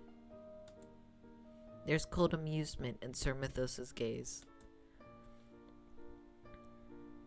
Oh shit. Surely you've heard the rumor of the young prince having been seen with a royal maid somewhere around town. Mythos. Rumor has it that Prince Rod has found love among the common folk, much like his royal stepfather has. Rod with a maid? As far as I'm aware, I'm the only maid that he has been out in town with has been. I freeze as Sir Mythos straightens. patting down his clothes for dust before holding out some of the linens to me. If it is true, I wish him the best, though I wish he'd be more discreet about it. A royal scandal's the last thing we need right now. I shakily take the linens from Sir Mythos as he inclines his head to me. Have a good day, Luciette. Ugh, that guy gives me such, like, the creeps. I walk to the dining hall in a haze, my mind whirling with the implications of what Sir Mythos just said. I am sure it was those noble women who spread this rumor. Probably. Ah, Luciette, thank you for bringing those to me. Just leave them on the table. I curtsy before placing the linens down as commanded. If that is all. Luciette? I straighten at the tone of Ophelia's voice. When I look up, I see that her expression is carefully still. Oh no. Are you dating my son? No. I am about to ask you something that you might not want to answer, but I very much hope you will. I will answer if I can. Good. Ophelia sighs as she sits down on one of the dining table chairs and folds her hands over on her lap. I've been trying to ignore it since palace gossip is mostly false, but I can't help my curiosity. Shit. I wanted to ask what your relationship with my son. I hate him. What? I understand you and Rod were out together in town a few days ago. Do you want to tell me what happened?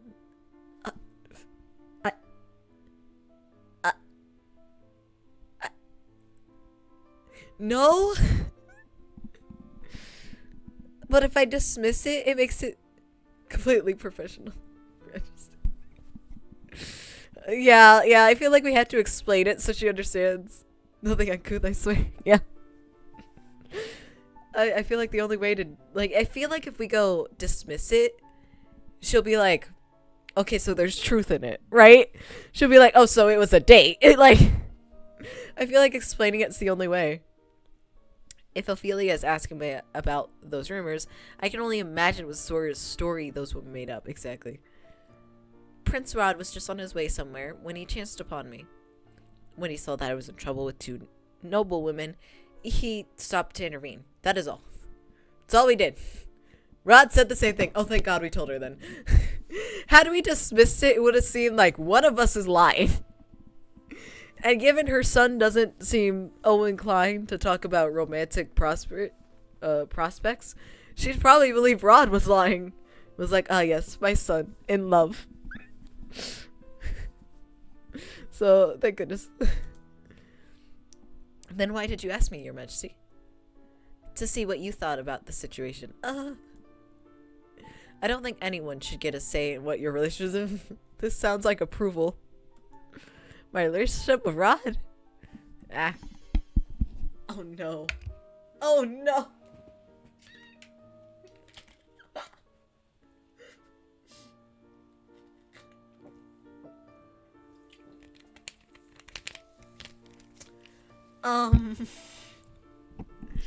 Well, it is approval. I like you, Luciette. I am certain that you are good for Rod. If I had it my way, I would let him court you. Your Majesty, I don't think you understand what you're saying. I feel heat in my cheeks as I trip over my words. The prince and I are not in a relationship. A member of the royal family cannot end up with a servant. Don't say that to the queen, who was a baker. Where there's love, there's hope. Social status shouldn't stop you from being happy, Luciette. Your Majesty, I don't believe that's the proper thing, especially with, then what about the fact that I'm Rod's stepsister? Luciette's like, Your Majesty, I don't think you understand. This is not a relationship that can happen with the current circumstance, okay? Please. Oh no. I bite down on that statement fiercely. I already know what role I am playing here, and I cannot break it. Ophelia looks at me with a complicated expression before she sighs. I will not push you on this any further, Your Majesty. But be careful, Luciette. Your closeness with my son and daughter has not gone unnoticed. Okay. I do not believe in limiting... No.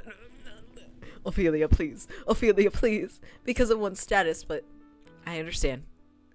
I curtsy and I move toward the dining hall's entrance. See, it's like, let me go. What did Ophelia mean by that closeness as not going unnoticed? Oh, well, you know, the rumors that you're dating him, rumors that you're seducing him. They probably think you got to him through his sister, and that's why you're so close to her. I can envision what they're saying. Exactly. Like, Your Majesty, please. Your Majesty. I know she currently doesn't remember that Lucia is the princess, but it's still like, uh-oh. Your Majesty, I don't think you'd be talking like this if you knew. Oh, no.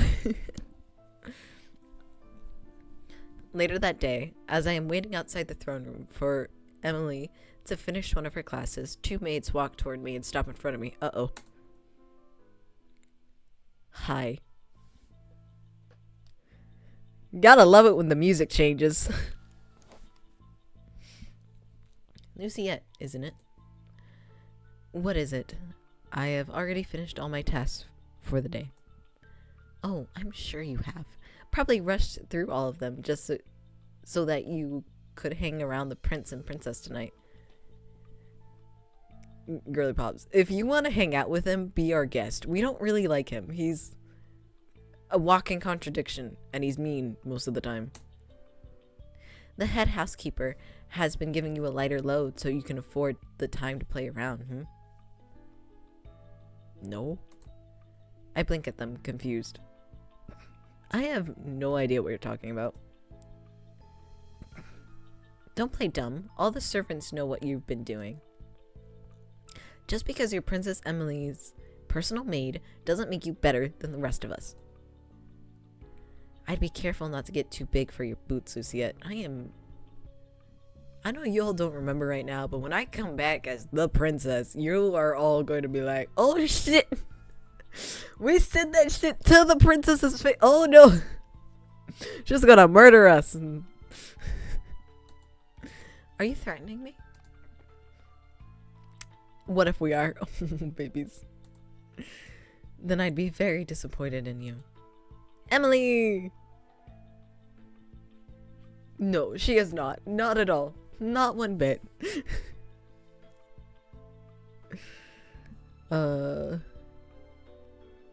Princess Emily. She is not going to help either. Emily moves to stand beside me, disapproving expression on her face. Emily! Emily, no! They already think I'm using you to get to Rod. Don't do this. I did not expect such petty cruelty from the two of you, Emily. You should be ashamed of yourselves. Your Highness. God damn it, Rod! We don't need you here too! You really do have a talent for getting yourself into Rod. Fuck. Rod. No! Luciette! Well. Okay, so, they're royalty. And, when you are a maid, you refer to royalty as Your Highness. And, even if you're close with royalty, you still call them by their title. Here's Luciette calling him Rod and not Prince Rod. Oh, very much so. And Luciette herself is not helping. Oh, we're so dead. This is just gonna fuel the rumors more because they're gonna be like, that maid just called him Rod. Like, they're gonna be like, oh, their relationship is deeper than we thought. Like, uh-oh.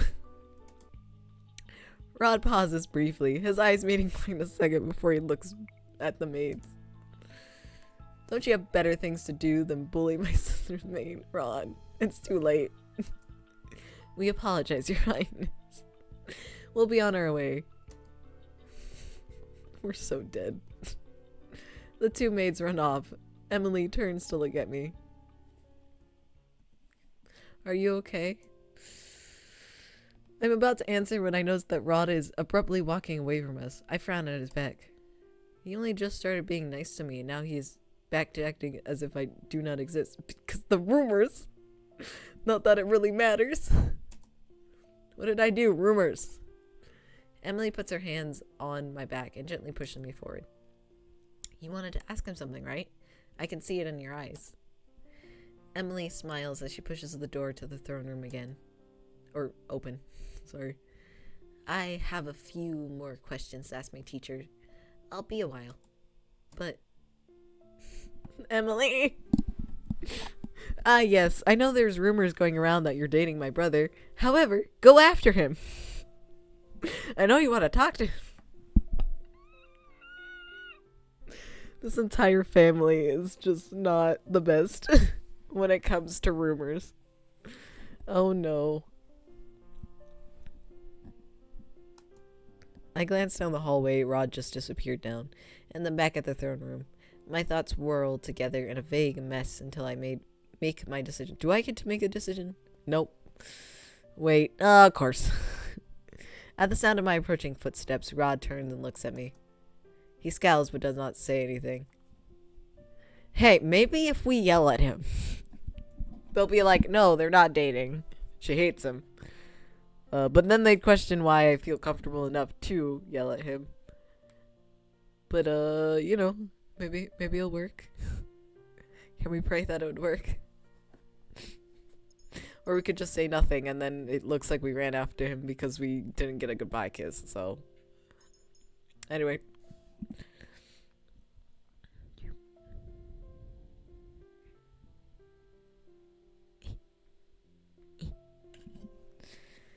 The words spill out of me before I can even think on them.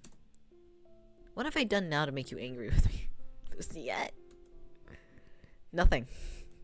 He turns away and I glare as I follow closely behind him. You expect me to believe that? You can at least look at me when I'm talking to you. I reach out a hand to his elbow and pull him back so he's facing me. Rod. But the words die in my throat when I see the expression on his face. His face is red and refuses to look at me in the eye. Yeah, very much. Very much. It's like, well, nothing I would do here is gonna help. I guess the best advice we got is just stay out of public eye and hide from any maids walking down. I think the funniest part is like, where's the king? What the hell does he think about this, right? Like, is this man just like, oh, my entire family is trying to push my son and this maid together? That's fine. Or is he silently fuming and is like, what are you guys doing? Excuse me? What? Oh. My surprise causes me to release him. Rod quickly turns around and begins to walk away. I am left to stare dumbly after him. What is wrong with him? Normally he is not afraid to speak his mind. Lucy, yeah. I frown as I feel a dull ache throbbing somewhere deep in my chest. I love how, like, in every route, it's like she's slowly falling in love, and every time she's like, what is this feeling? What is this shit? Make it go away. And I kind of love her for it. What is this? Why do I feel sad? Normally, Rod's distance does not make me feel like this. And yet now, am I really sad? He does not want to speak with me. I shake my head and take a deep breath to still my mind. It's better not to think about it. Agreed.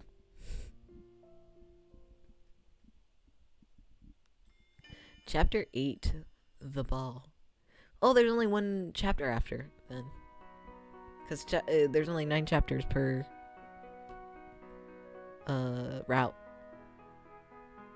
Damn.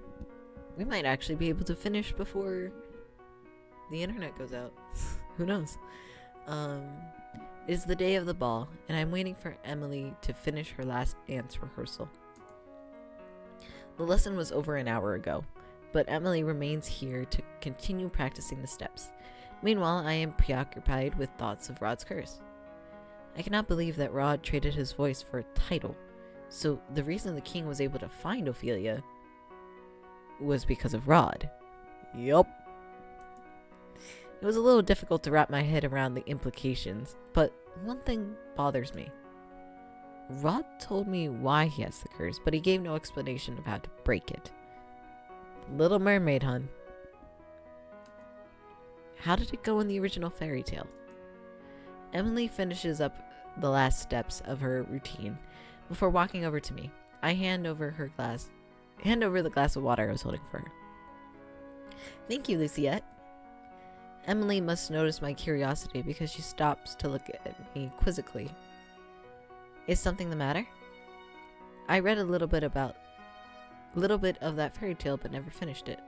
Can you tell me the whole story of the Little Mermaid? The Little Mermaid?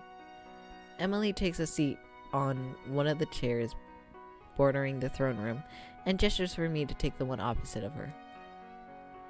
Telling a fairy tale is always a good way to wind down. Gotta love Emily, who's like, suspicious? Nah, none. Couldn't be. Once upon a time, there was a mermaid that fell in love with a handsome prince. One day, when she swam to the surface of the ocean to find him, she saw that that prince was celebrating his birthday on the grandest ship in the kingdom. The little mermaid was captivated by the human party and stayed to watch. Then suddenly a violent storm hit and the prince was thrown from the ship into the ocean. The little mermaid saved the prince and took him safely to the shore, but she could not stay long. She eventually had to return to the ocean and leave him on land. This is similar to Victoria's rescue. I mean, kinda. I guess. Kinda.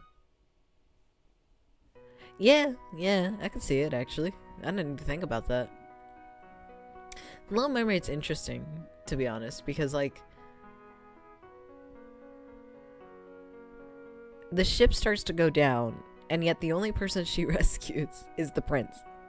Everyone else that was on that ship, nah. Nah, man. They could drown. They weren't as handsome, apparently.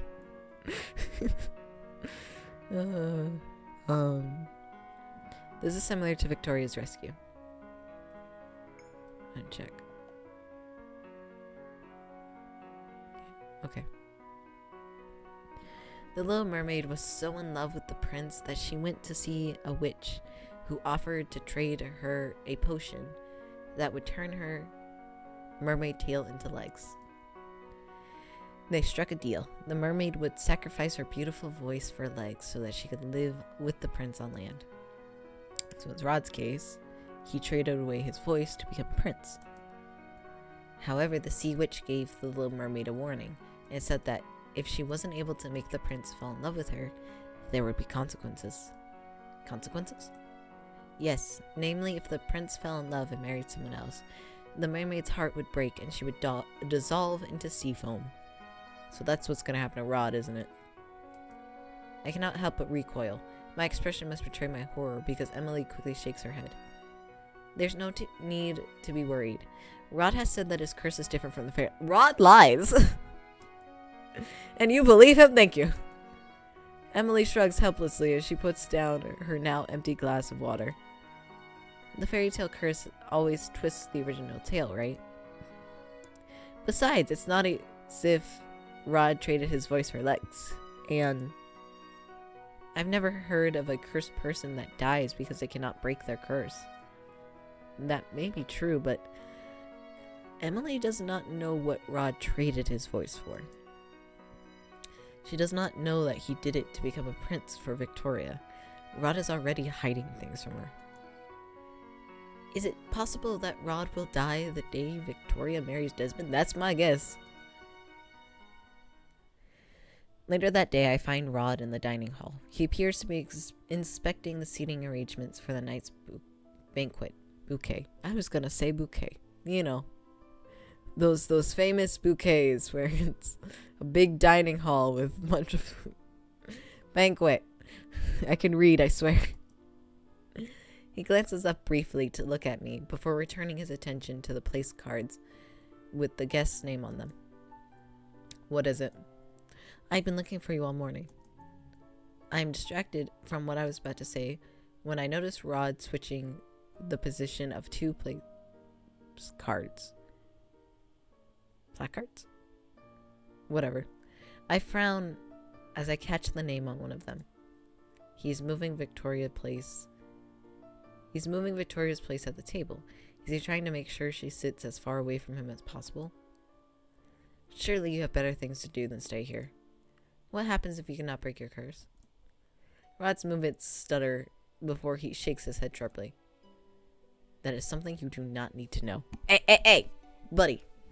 Too late. We are here. Oh, I'm going to move that so it doesn't fall.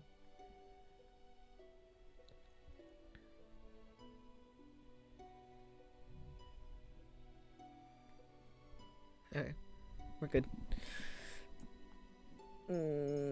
Getting angry at him won't do anything. Plead with him. Something aches deep in my chest at Rod's coldness. Please.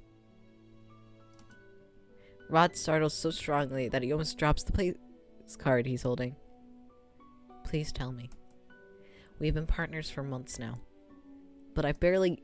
Yes, I know that it is an unusual partnership and that most of our helping each other has been subtle, but I am only one good deed away from breaking my curse, while you seem no closer to breaking your curse than when we started.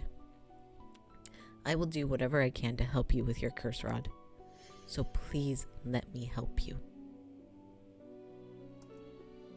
Silence falls.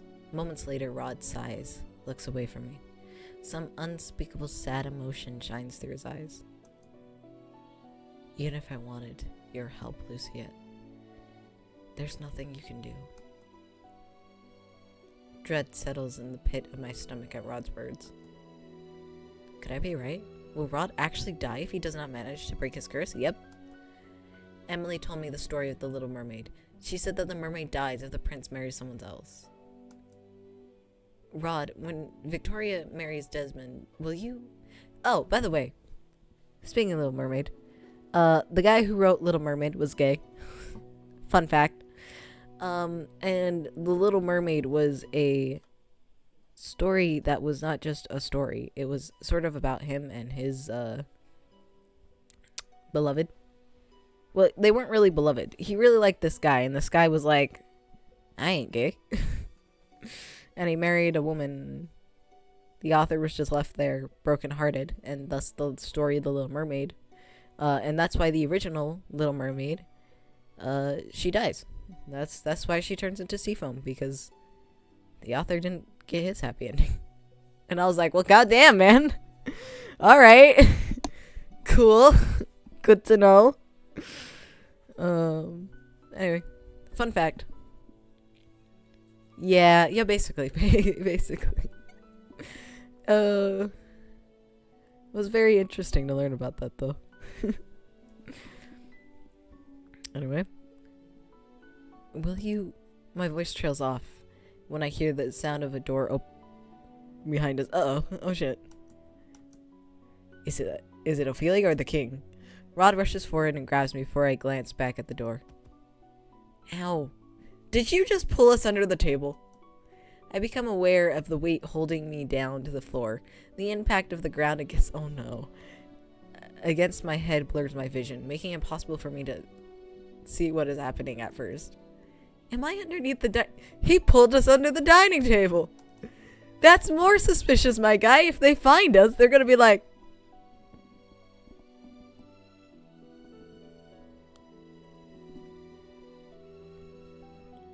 What are you two doing under there? You were a maid, Luciette. It very easily... Rod, she's a maid. It would have been very easy for you to just be like, oh, she messed up some of the place cards, and I was telling her to fix it. Because I'm a prince. What in the world is going on? Evidently, they're not very good at being royal. The weight pushes me down again, forcing me to stay still. Quiet. Shut the fuck up. Rod? Why did he push me underneath the table? That's my question. I am about to ask him when the sound of footsteps silences me. I can't help but remember what Sir Mythos was saying about rumors. I swear the only brain cell... Sir... Exactly. Unfortunately, it really does. The only brain cell, and it's with the one girl who is currently a maid. Everyone else is like, oh, whoops. Oopsie daisy. Oh, my voice cracked there. I'm so sorry. It's like, god damn it.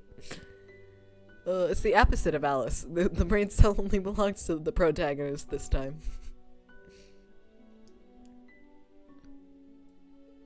Remember those was saying about rumors? If Rod and I were seen alone together by servants, the rumors will no doubt get worse.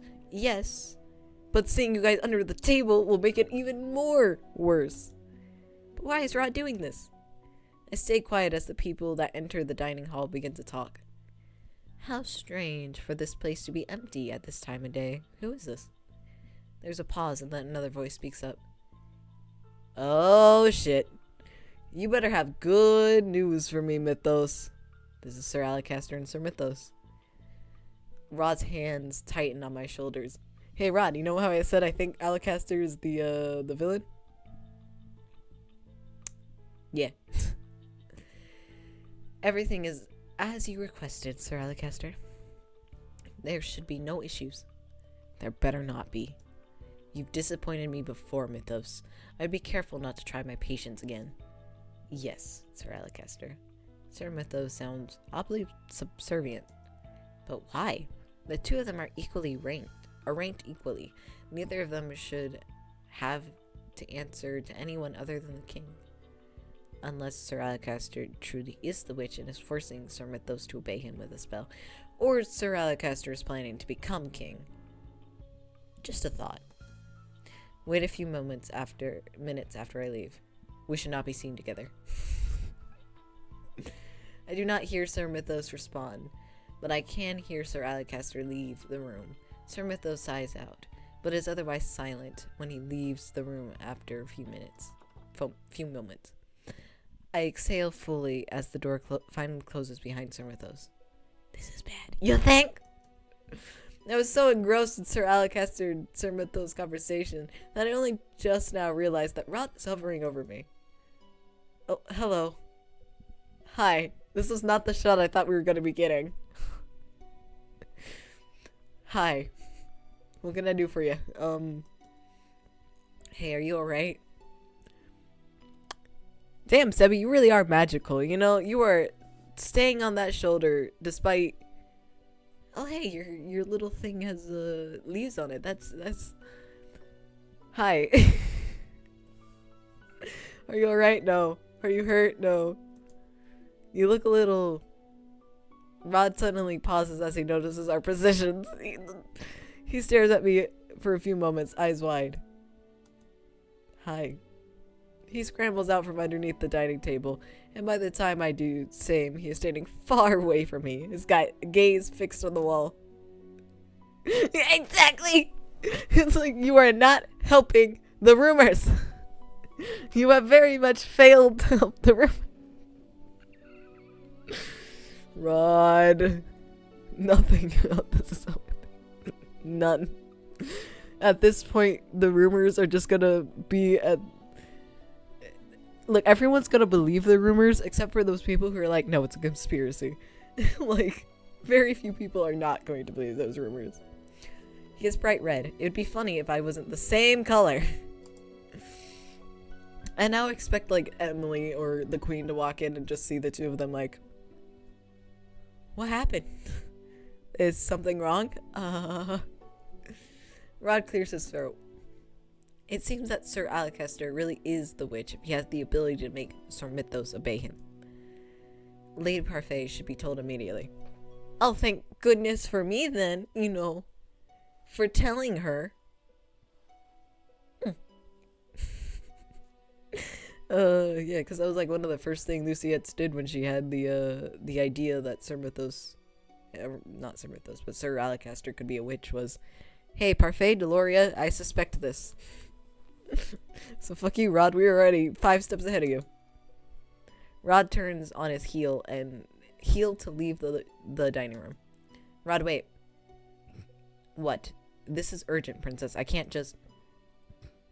When Victoria marries Desmond, will you die?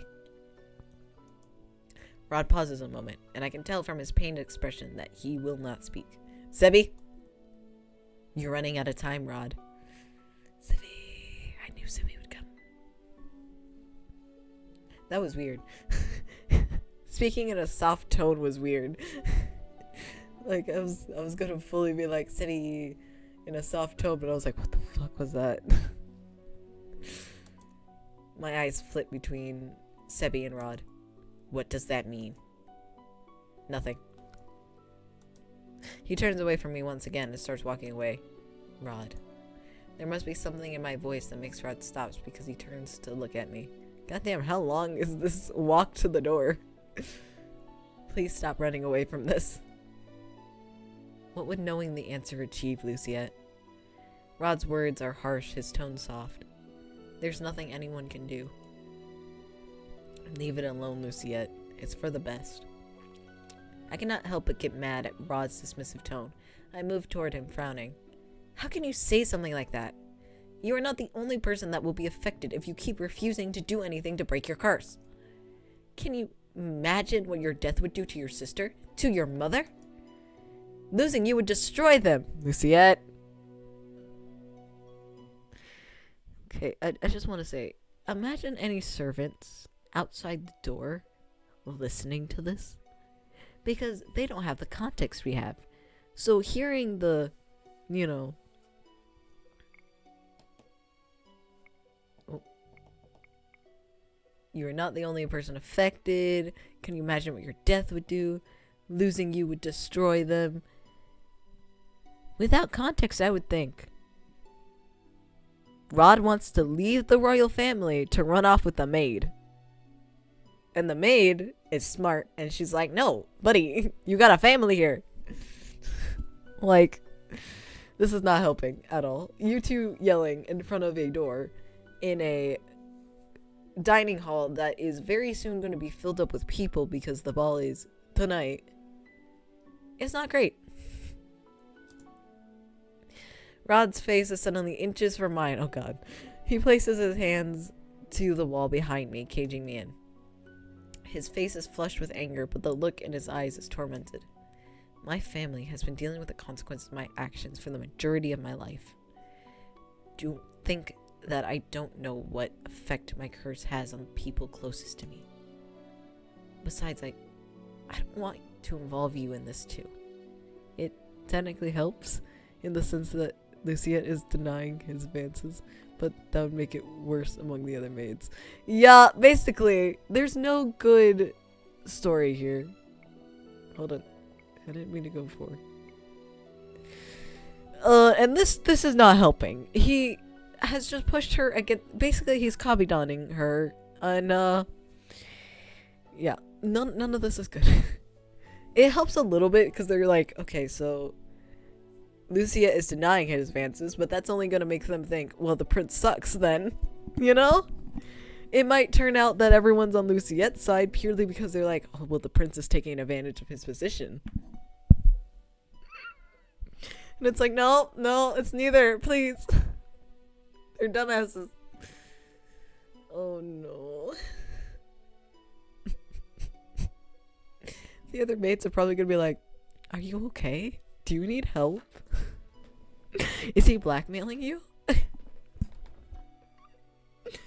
is not great. Besides, I don't want to involve you. His voice is a whisper, but I can still hear his words. Rod. I'm surprised nobody walked in on that moment at all. That is a miracle. Rod pushes away from me and stares off and stalks off as I stare after him. He says that, but then he still does nothing to try and break his curse. I do not understand him at all. What is stopping him? Well, probably the curse. It's ball time. Rod is absent from the palace for the rest of the day and returns only once the sun has set to prepare for the ball.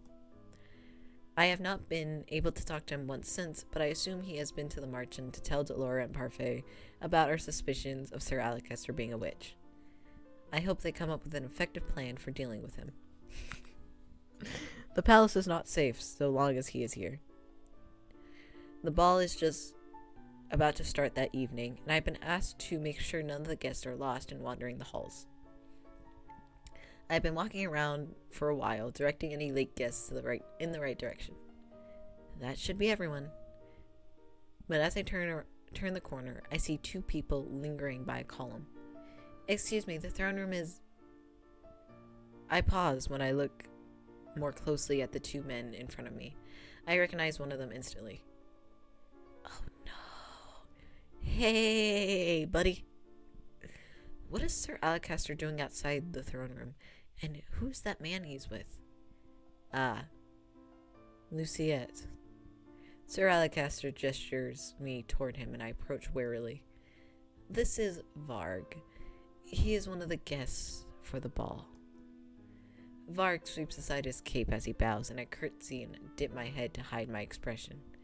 I have not heard of a Varg, and why is he bowing to a mere maid?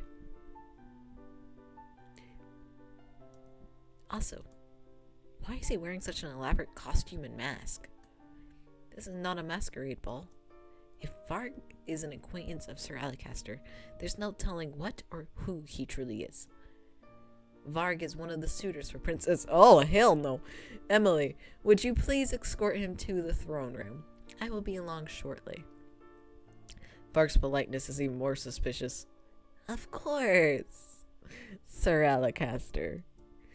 I meet Varg's gaze briefly and cannot help but frown at the way he is smirking at me. This way. Varg and I make our way towards the throne room.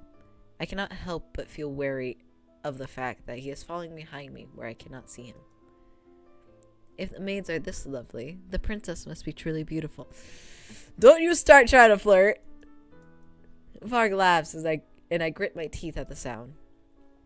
What? It was meant as a compliment. There's no need to look at me like that. Varg looks at me curiously. Are maids not allowed to speak in this place? I have nothing to say. Not the most cheerful person on staff, are you? No. Thankfully, the doors to the throne room appear as soon as we turn the corridor, and I do not have to come up with a response to his words. We are here. I gesture towards the throne room and move to leave, but Varg's voice stops me.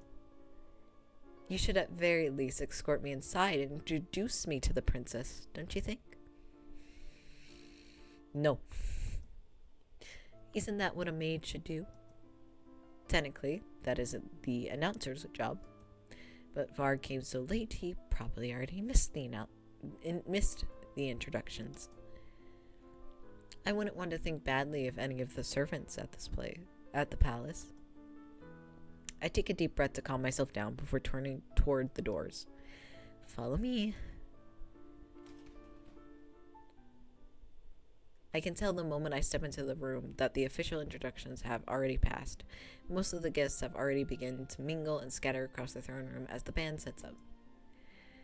No one notices when I walk into the throne room in front of Varg. I do not trust Varg, not if he is associated with Sir Alcester. I might have time to warn someone about him while he is distracted, but with who? But who? Do we think Ron is even in the throne room? Like, this is a ball. There's a good chance he just straight up dipped, right? Didn't want to be here, because he'd also have to talk to Victoria, right? So I feel like Emily would be the smarter person and also be the one that Varg's not suspicious of, you know? Like, he would expect you to go to Rod, but the fact you go to Emily, it's like, oh, she's not telling her shit, right? It just seems like she's introducing them. Emily. My attention is quickly drawn to... Let me check. Okay.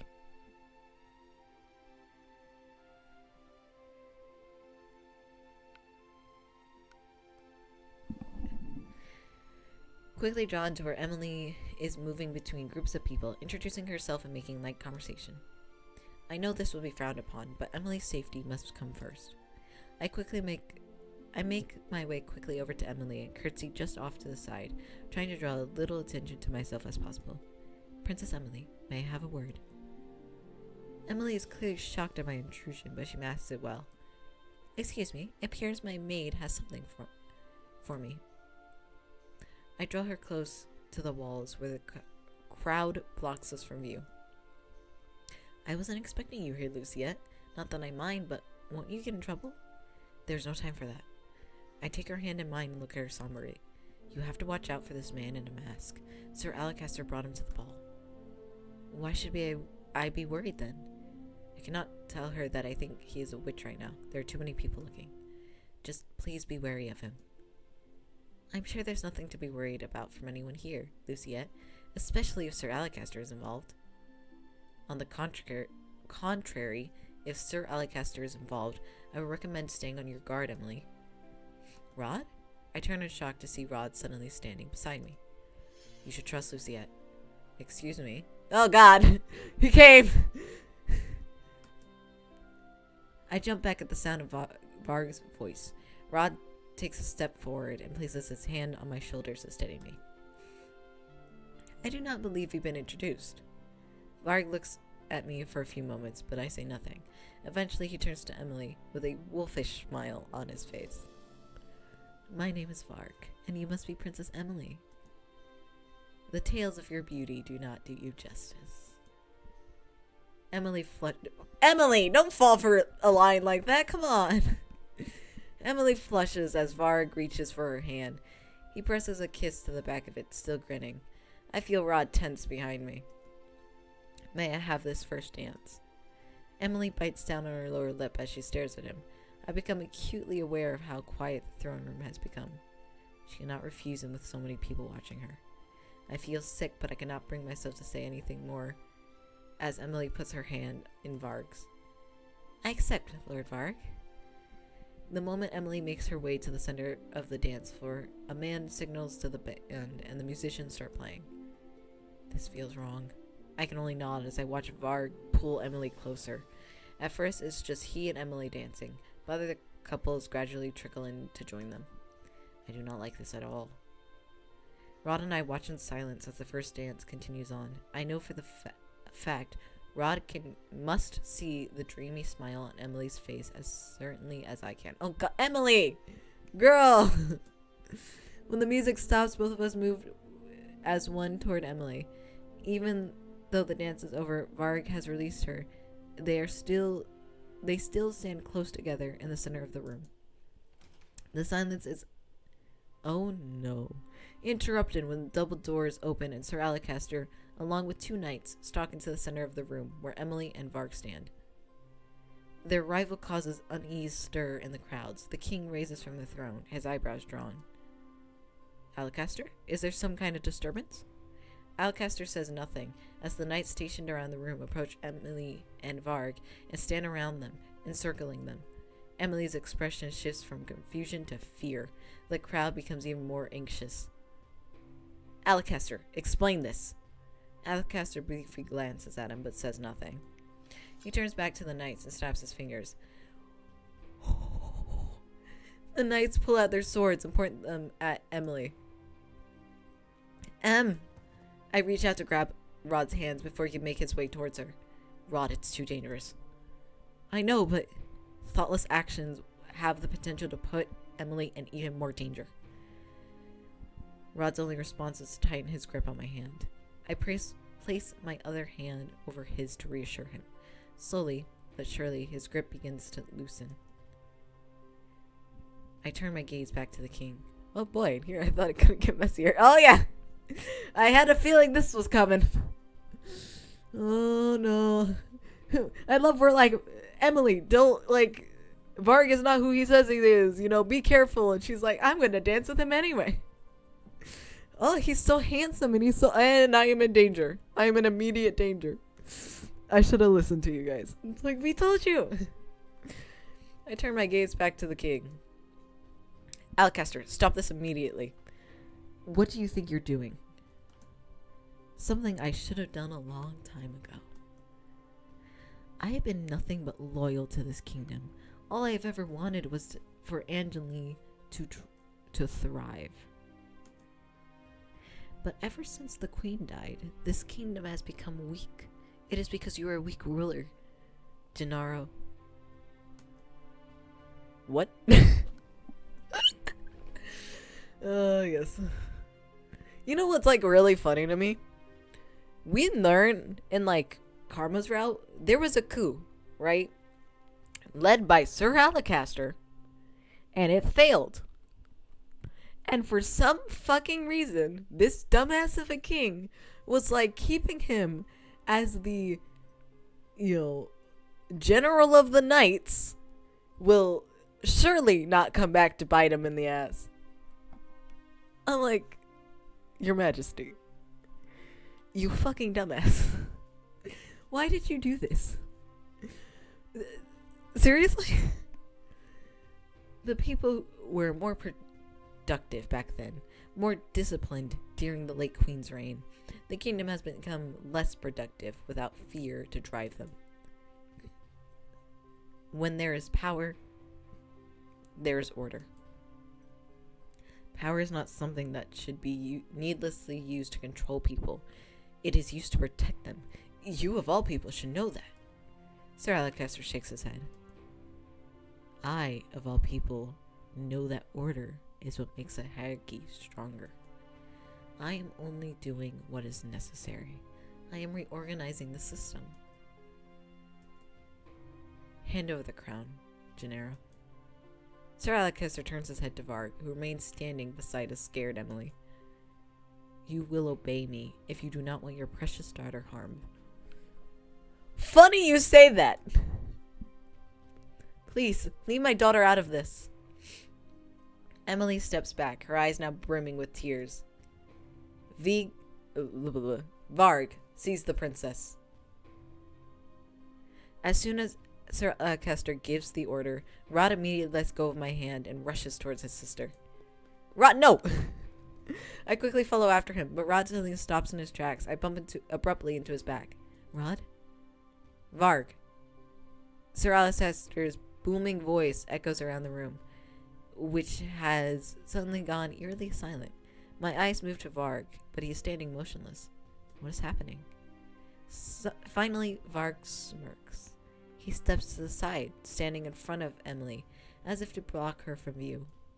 Sir Varg, you must be delusional, old man. I am not letting you anywhere near the princess. What? The knight's next movements are a blur as they rush at Sir Alacaster. In mere moments, he has been disarmed and pinned to the ground. Several more knights have appeared from behind to surround Sir Alacaster. A man emerges from the center of the knights. He moves to stand beside Varg and Emily. Oh, the bitch! The bitch! Sir Mythos looks at Sir Alacaster disdainfully. What does this mean? What is the meaning of this, Mythos? We had a deal. The air is now palpable in Sir Alacaster's flushed face. Did we now?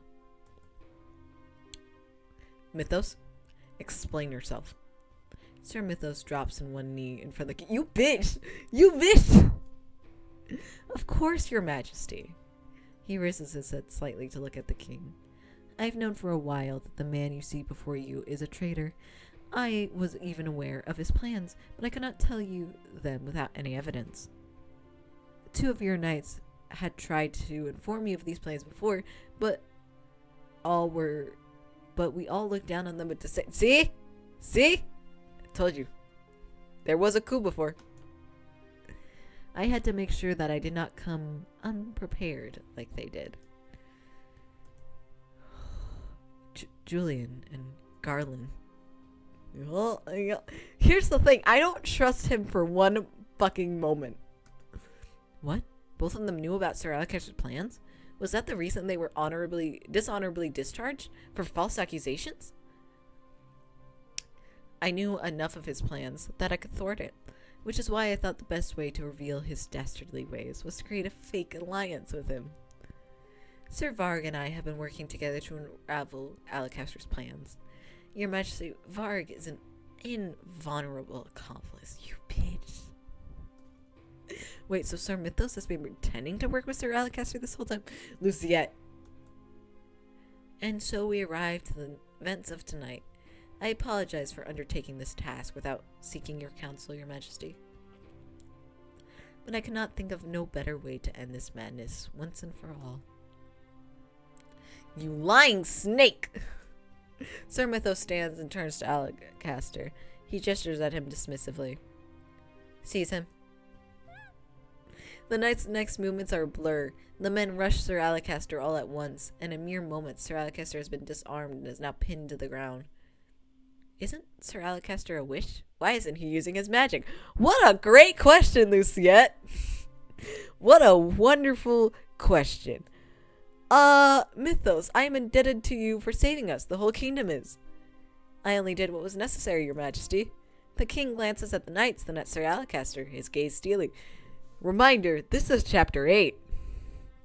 This is chapter 8. There is a whole nother chapter after. Take him away. Sir Alacaster struggles uselessly against the knights as they drag him away. He is nearly out the door when he starts screaming at the king. Gennaro, you fool! That man is a witch, a snake! You cannot trust him! And he can trust you? No, Alacaster, I was wrong to put my trust in you. Correct. But he is right. That man is a witch. Even as Sir Alacaster is pulled away from the room, we hear him babbling in the hallways about a witch. Sir Alacaster never used any magic to escape. Was he truly not the witch? Are you alright, princess? I am pulled from my thoughts as I hear Varg's voice. He is now trying to comfort a shaken Amelia. A few moments he looks away and his eyes meet mine. He smiles, but it is fleeting. Moments later, his attention is back on Emily.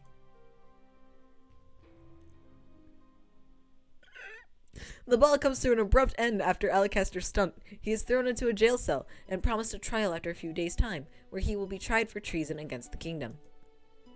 I still cannot believe Sir Alacaster would do something like that, and so brazenly, too. Emily! I wonder, what happened to Sir Fitzguard? Oh, girly pop, we can't talk about him right now. That is a root upon itself. We don't get to talk about him. They said he vanished completely last night. Do you think he was working with his No. The truth is that I have no idea what to think. I thought I had everything figured out, but now I become more and more confused by the moment. Fitz was always loyal to a fault, but then Sir Alacaster was the same way with the king. And I have not seen or heard from Fitz in weeks. I cannot really say. Speak of the devil? Ah, good morning, Princess Emily. Sir Varg? Varg was offered a room at the palace for a few days' visit. He is being treated as Sir Mythos' valued guest. I've heard from the other servants that he is Sir Mythos' relative that lives in a neighboring kingdom. I hope that you are feeling well now, Princess. Yes. Thank you for your help last night. Is Emily blushing? Oh god, Emily, no! I know I won't be here for very long, but I hope to get you know you better during the duration of my stay. Emily. I would love that. Then I look forward to spending more time with you. Emily, please. Oh, I forgot to mention. I forgot I am meant to be in my mother's room right now. Luciette, Sir Varg, I'll see you both later. I curtsy as Emily walks off, leaving me alone with Varg. I cannot help but feel uneasy in his presence. Something about him puts me on edge. He makes me feel uncomfortable. Excuse me, I have errands to attend to. Wait. Before you head out, I have something to give you. Give me? Varg reaches into one of his pockets and withdraws a letter that he holds out to me. What is it? What is this about? Well, You'll have to open it and find out, princess.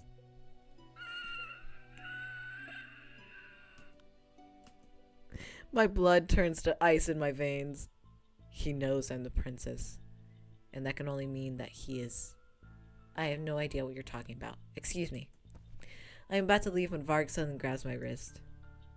The play is just about to start, princess.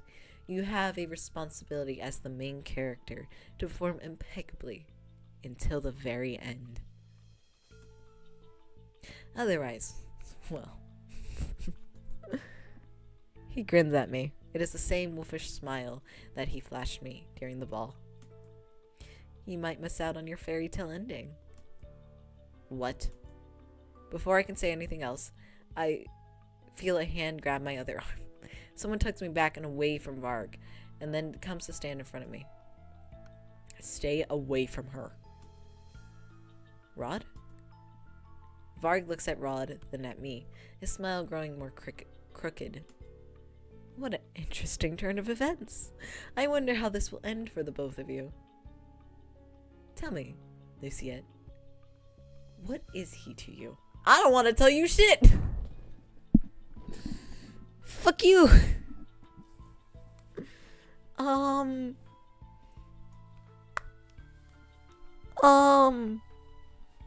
This is still chapter 8.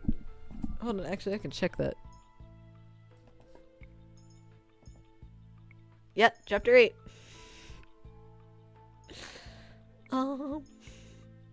Yeah, I'm not telling you shit. No answer. Be in denial all you want. At the end of the day, you're going to have to decide who and what you will choose.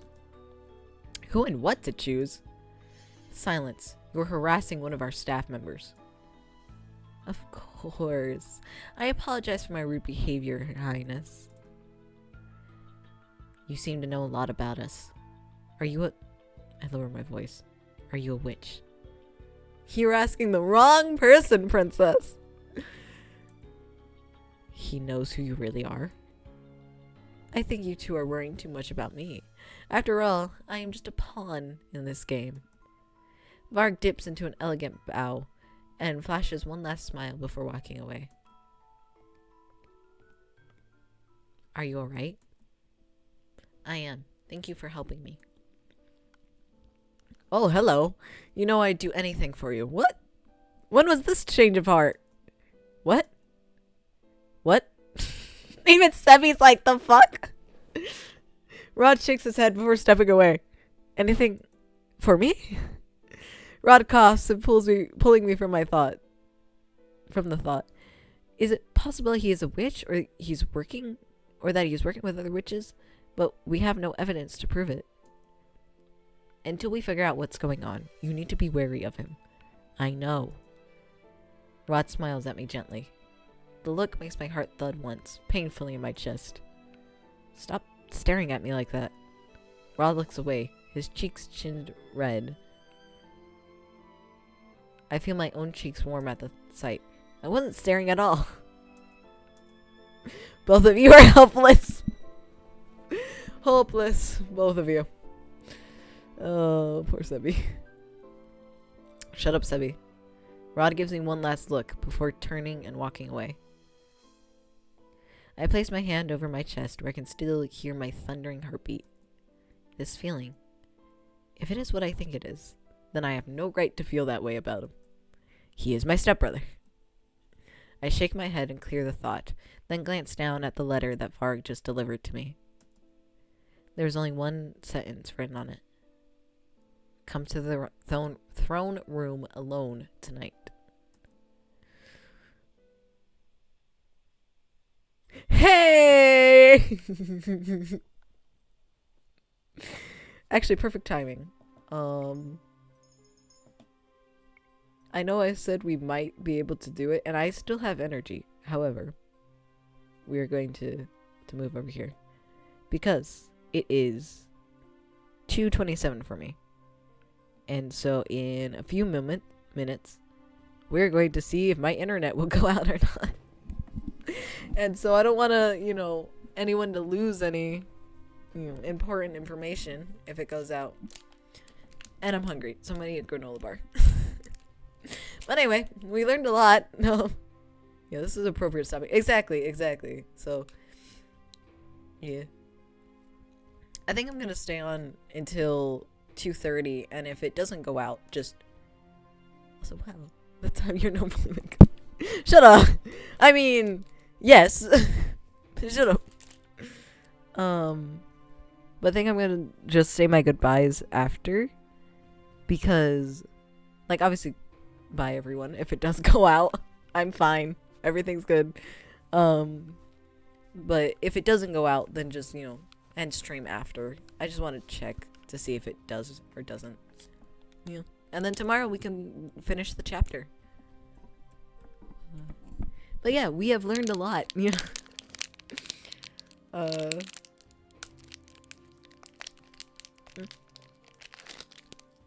But yeah, in Karma's route, we learned about the whole coup thing and that Soralicaster had failed due to Julian and Garland, but managed to stay in his position. And that Julian and Garland were banished for daring to speak up. Are they under a curse? I don't think the two of them are cursed. I think they're good. They're good people, but they are like the bodyguards of Marchin, so.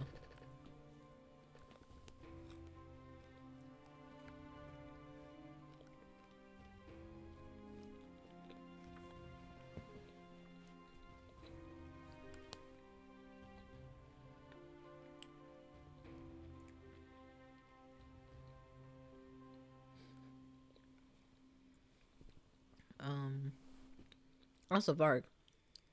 I know what a bunch of his cryptid shit means, but I can't say anything about it because it's really important for later. Yes, very, very insane. Which makes it even more concerning because chapter 9, you know. I kind of forgot how these chapters are going because like we played through Karma's route. And, like, at the end of that chapter, I was like, oh, yeah, you know, I knew about the big battle. I knew about the reveal. Completely forgot that Fitzgard gets murdered in front of you. I was like, oh, shit. Yeah. Not good. I don't know what's worse between the coup or the royal family having no clue how to royal family. That's a good point. The only person so far that's been semi-decent at being good is the king, and I think that's mostly because he's not there. But yeah, no, the royal family knows how to do anything.